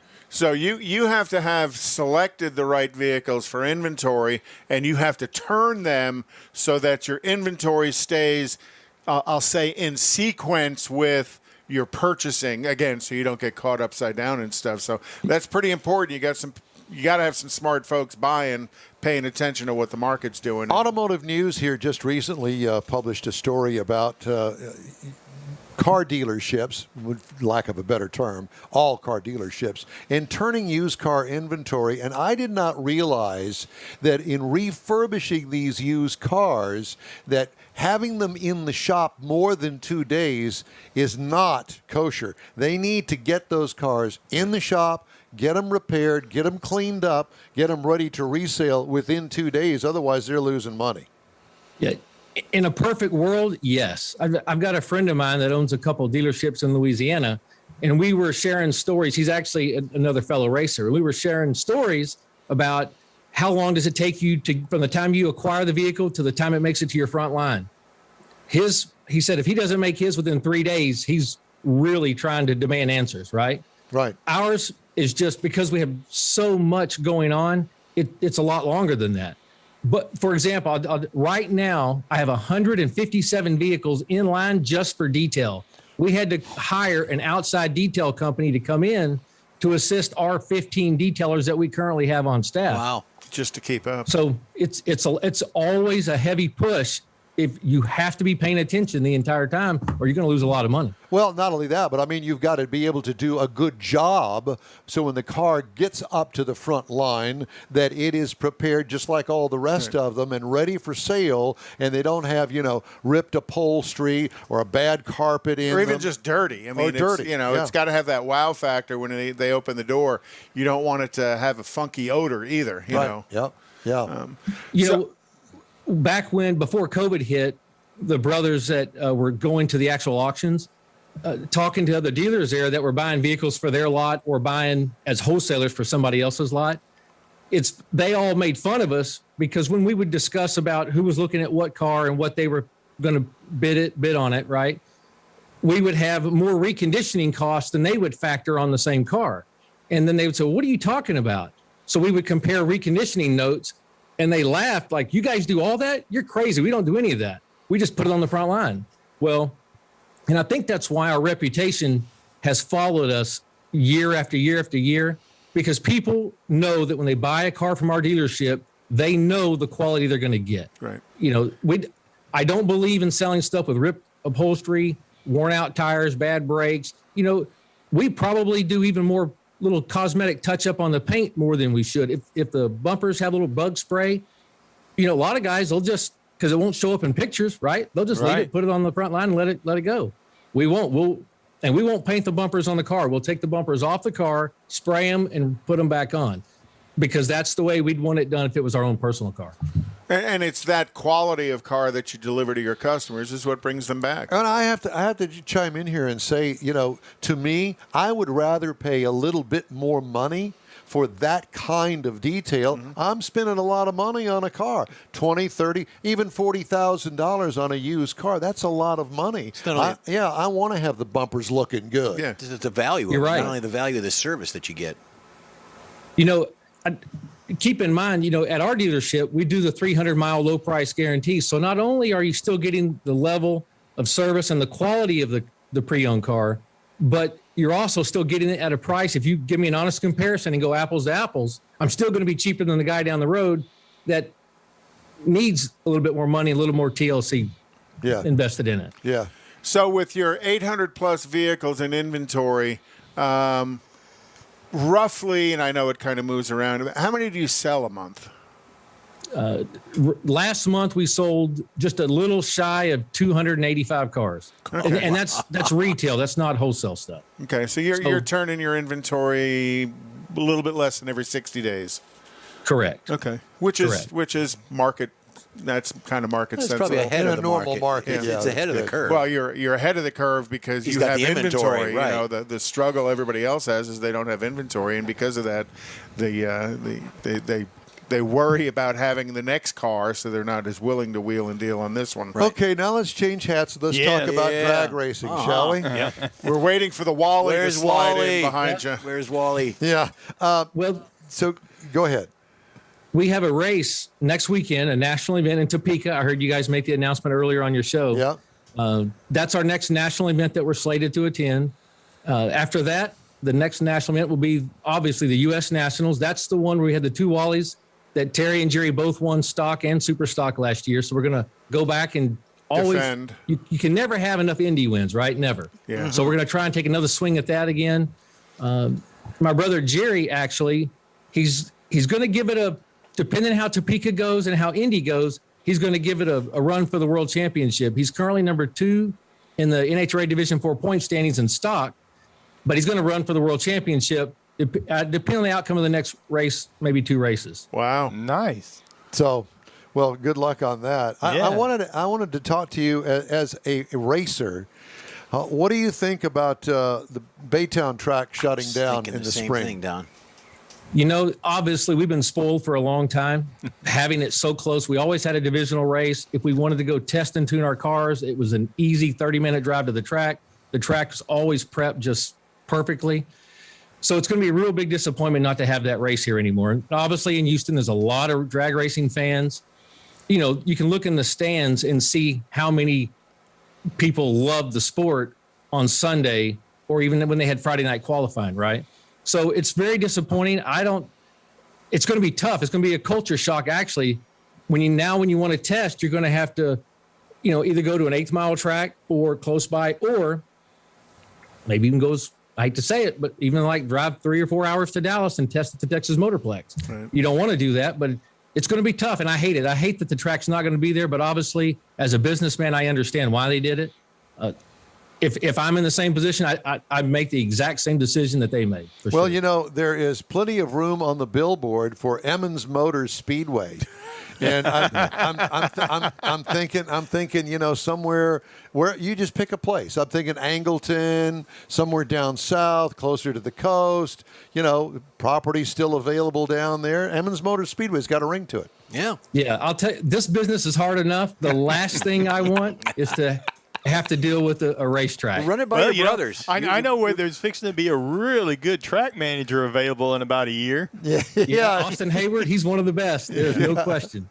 Well, so all you still got the same group of cars, and y'all just keep them tweaked up, and you're obviously trying to make some headway in your division and as well as your class of cars, that sort of thing. Yep, the faster cars in our fleet are the Cobra Jet supercharged Mustangs. The most common, probably what we're most well known for, is our big block 69 Camaros. Mm-hmm. Matter of fact, in preparation for the U.S. Nationals, we actually took the existing 427 engine out of my nephew Will's car, and we put in a 396 that's prepped. We use it just for this race at Indy. It's really fast. And, with him, this is going to be his first trip to the U.S. Nationals. So we want to give him everything he needs to win in competition. Who does your motors? So we have the 390, different cars have different engine builders. But right. For the 396, it's a guy named Brian Tilburg out of Pennsylvania. He does a phenomenal job. And he's known for the big block 69 Camaro combination. So he's a good engine builder. He gives you what you pay for. And that's hard to find. Yeah. So switching from the 427 to the 396, you're also going for a class change. Is that for the new driver, or is that for trying to jump into a class that the car is going to be uber competitive in?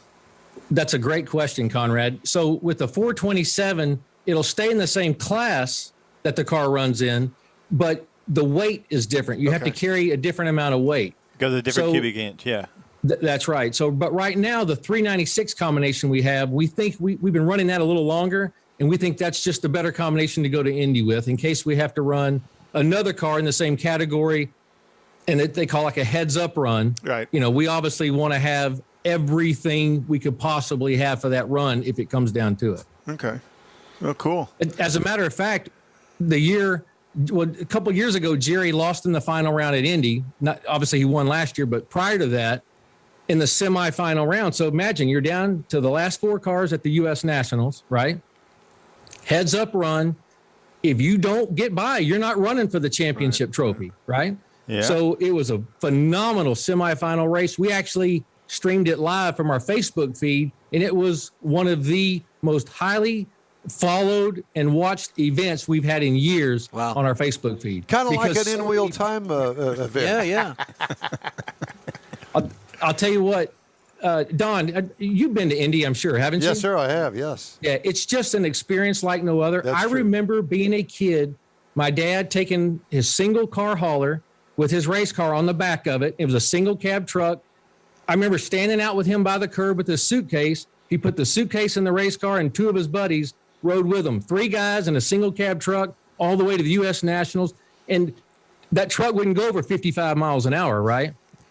And we have old, 8mm footage of them stopping at gas stations. Like, you just, as a kid, you remember doing that side, watching and wanting to go, thinking, one of these days I'm going to go to the U.S. Nationals. And for us to have had the level of success that we've had there is just, I can't even put into words how wonderful it is. Think of how many people have gone through the years wanting a trophy, and you guys have brought home more than one. And, that's one of those tracks that when it was built, it was on the edge of town. Now it's in the middle of town, kind of like the actual Indy 500, the Brickyard. Or not unlike Baytown. There you go. Yeah, kind of, where the town has grown up around it. And so, that our Pomona, there's a lot of history there. And everybody, listen, Indy is the mecca of drag racing, and it always will be. Yeah, it is. Well, my friend, it's great to talk to you. We thank you so much for joining us today. Good luck on the adventures here in the next month or so, and good luck out there at Emmons Motors. Tell everybody where Emmons Motors is. We are in Webster, Texas, 1423 FM 528, right at the 528 NASA Road 1 exit. We're a quarter mile off the freeway on the left-hand side. You can't miss us. What time do you close today? Today we'll be here till 6, but hours mean absolutely nothing. If the customers are here, we will stay here as long as it takes. There you go. So get in your car and bring it there now. Gary, it's great to talk to you. Thanks again, my friend. Good luck, and we'll see you soon. Yeah, thank you. Good to see you guys. Take care. Bye-bye. Bye-bye. I love talking to him. Yeah. Well, a lot of fun. He's excited about the racing, but he can also tell he's got a real passion for the business. Yeah, a true car guy in every sense of the word. I remember the old thought of back when they were real young and they were drag racing is you didn't want to buy a car from them because they were busy drag racing on the weekends. And we knew that wasn't true, but that was kind of the going joke. The going joke. Right, yeah, exactly. Well, it's interesting to have lived in the drag racing community for all the years that I have, and to know what a huge community it is, and it's a great bunch of friends that are all together because of cars. Kind of like this. Connected as well, Yeah, and he was talking about all the fans that are in the stands when you go out to Baytown to the races, particularly the Spring Nationals when we go out there. But then you go look in the pits. And all the racers like him that are out there, they know each other. They're talking to each other. He's got a big footprint with his pit. Well, yeah, but not everybody does that. But just they're all. It's very, very friendly. I mean, it's not like a big rival like they're fighting out there in the pitch. It's like they literally help each other. Well, I think that's what Don says. Everybody knows each other, so you're all kind of friends to a point. And that point is when you move underneath the building and you're standing at the light, he's not your friend anymore. He's your opponent. Well, he did say he's got a racer dealership friend in Louisiana that's also a racer. So that's the camaraderie. Yeah. Well, all of us car guys kind of all hang together, and over the years you get to know this guy, and that guy knows this guy, and he introduces you to them, and it's a big family event. And of course the Emmons brothers, they do physically take up a large footprint with all of the haulers and all of the cars because they've got multiple cars running in different categories. And the cars have the same kind of paint scheme on them. It's fun to see them all out there and all of them standing around talking to each other and, And wondering if it's the same driver in every car in every category. Yeah. I know they told the joke about that a couple of times ago. Yeah, exactly. Okay, so let me do a couple of headlines here, shall we? Mm-hmm. Honda Motor Company is dropping another car. This time, it's the slow-selling Acura NSX. They call it a supercar. I don't call it a supercar. It used to be. I'd call it a. Yeah, it's never really been a supercar. A sports car. One that I can't get in because there's not enough headroom. Never has been. It's obviously made for short people. Last year, Honda killed off the Fit hatchback, the Civic Coupe, and the manual transmission version of the Honda sedan, the Accord. Both the Honda and Acura brands are pivoting toward light trucks to boost volume. Now, in this case, light trucks, what they mean is SUVs. For the final year of the second generation NSX, Acura will offer a run of 350 units of the car globally in a sport trim Type S spec. So grab sorry them to while see you it can. go. I'm not. No, I think it's that a cool looking car. I think that they lost it when they redid it. I think that the original version was really cool and unique and fun, and it had horsepower and certainly had the sexy look. But I think that they kind of lost it in this thing. Really? And Honda has a tendency to do that.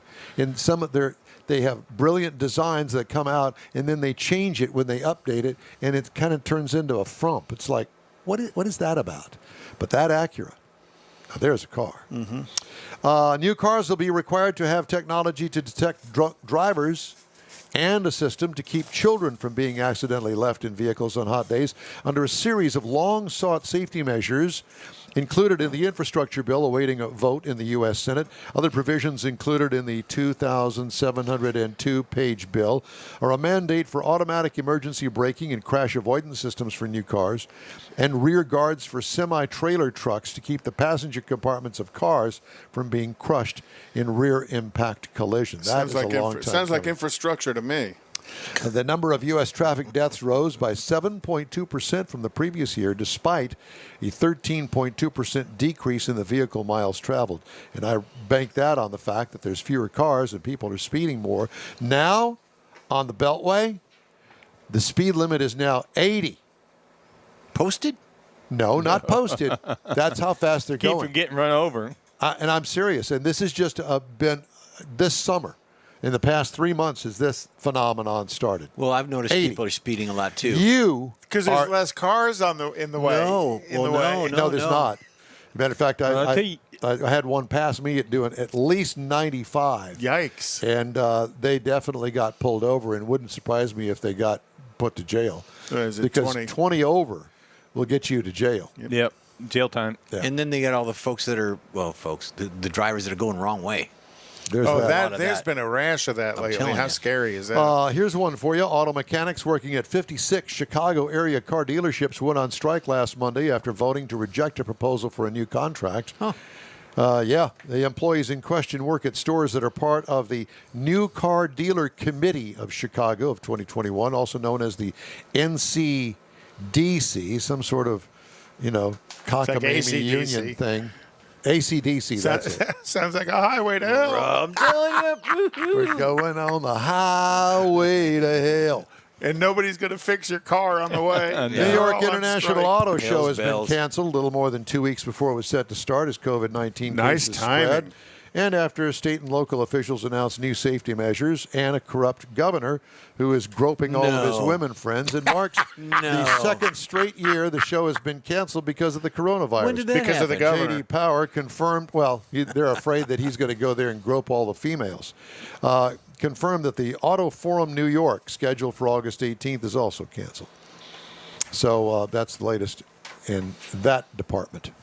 Good luck on that New York governor guy. And his little brother Fredo. Dude, what Guido. is wrong with it? Guido or Fredo? And they elected this guy to be the governor? And they're probably going to re-elect him. What a piece of because trash. he's back up again in 2022. I don't think they'll re-elect him. Oh, but I I don't bet think you they'll they kick will. him out. Nah. No, they're not gonna. Well, Imagine that. It's been a great show, and we thank you. It has been a good Yeah. show. So we're going to take a quick break, and we're going to wrap things up here on the In Wheel Time Car Show right after this.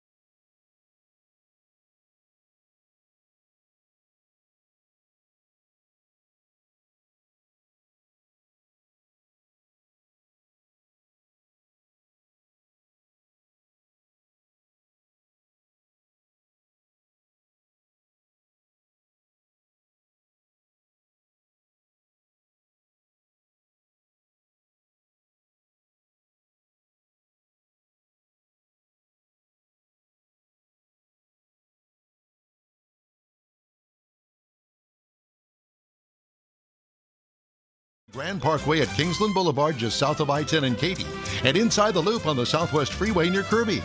Drag racer, car enthusiast, and Loopy founder Stan Holt brings you Houston's hottest cruise in. Tailpipes and tacos at Loopy's Inside the Loop on the Southwest Freeway in Kirby, and in Katy on the Grand Parkway just south of I-10, where you'll see the In Wheel Time Car Show. Get your ride ready and we'll see you at the Tailpipes and Tacos Saturday morning cruise-in at Loopy's in Katy and Kirby. August 21st, 8 to 11 a.m., weather permitting. Gulf Coast Auto Shield has moved to a more convenient location. Now you can visit John Gray and his staff of dedicated professionals at their new shop on the South Sam Houston Parkway between Belford and Airport in Southwest Houston. Gulf Coast Auto Shield is the best at paint correction and ceramic coatings. Clear bras and custom wraps are specialties that only Gulf Coast Auto Shield installs with award-winning accuracy, and all their services come with a warranty. Lamborghini, Aston Martin, Porsche, and Ferrari owners depend on Gulf Coast Auto Shield for their specialty services, and you should too. The In Wheel Time Corvette and Cutlass have both been massaged by Gulf Coast Auto Shield, so isn't it time your vehicle visit their new shop in Southwest Houston?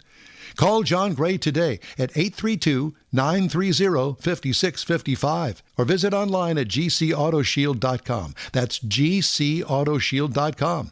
Paint, coatings, wraps, and more at gcautoshield.com.